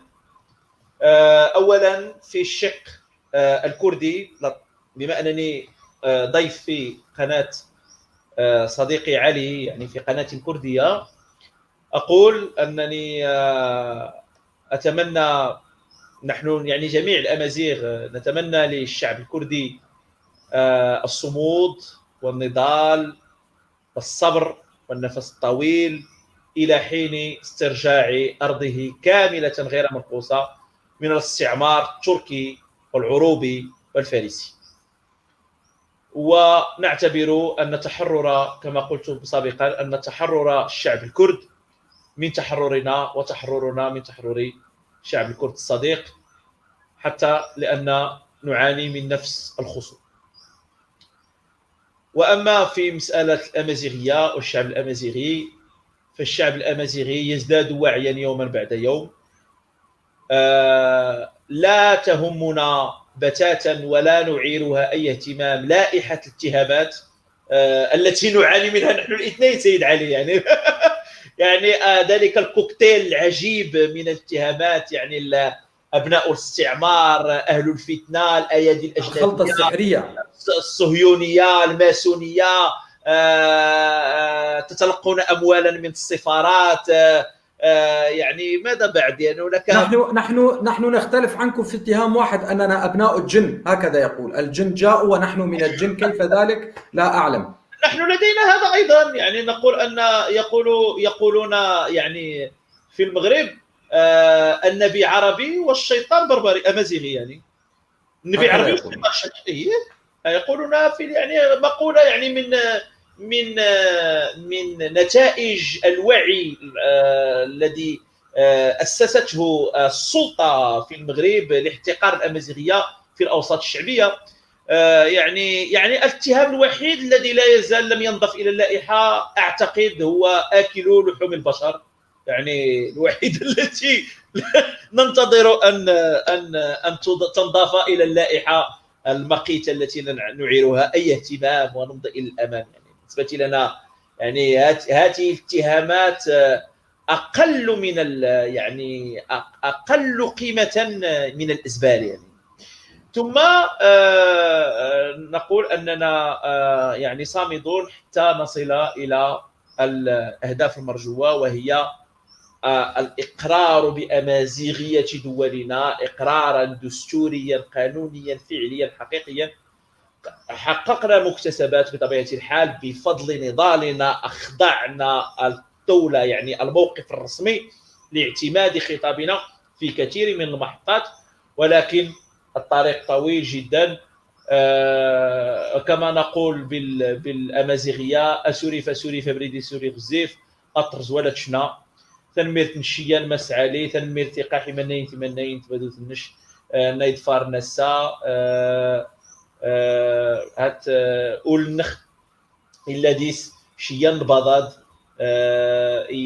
يويدود الكرد يويدود خطر الكرد تنمير تنش يعني هذا أعلم بأنك قلت يعني كلاما جميلا ورسالة حب إلى شعب الكرد يعني من القلب.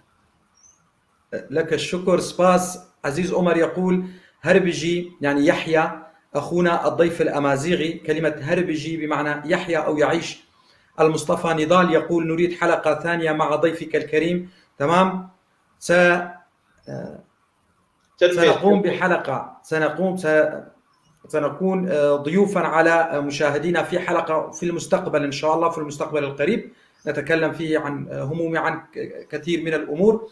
أنا أيضا للأمانة سعيد جدا بهذا اللقاء، سعيد بمستوى الوعي الذي تملكه، سعيد بالطروحات التي تملكها. للأمانة ما دام الشعب الأمازيغي الشقيق يملك لديه شباب واعي مثلك للأمانة، ولا أنا في عادتي لا أريد أن أمدح أحدا في وجه، ربما أنا لا أحب المجاملة، أتكلم بشكل صريح، ولكن وأنا أسمعك أقتنع أنا بأن هكذا الشعب سيصل إلى كامل حقوقه. هذا ما أستطيع قوله.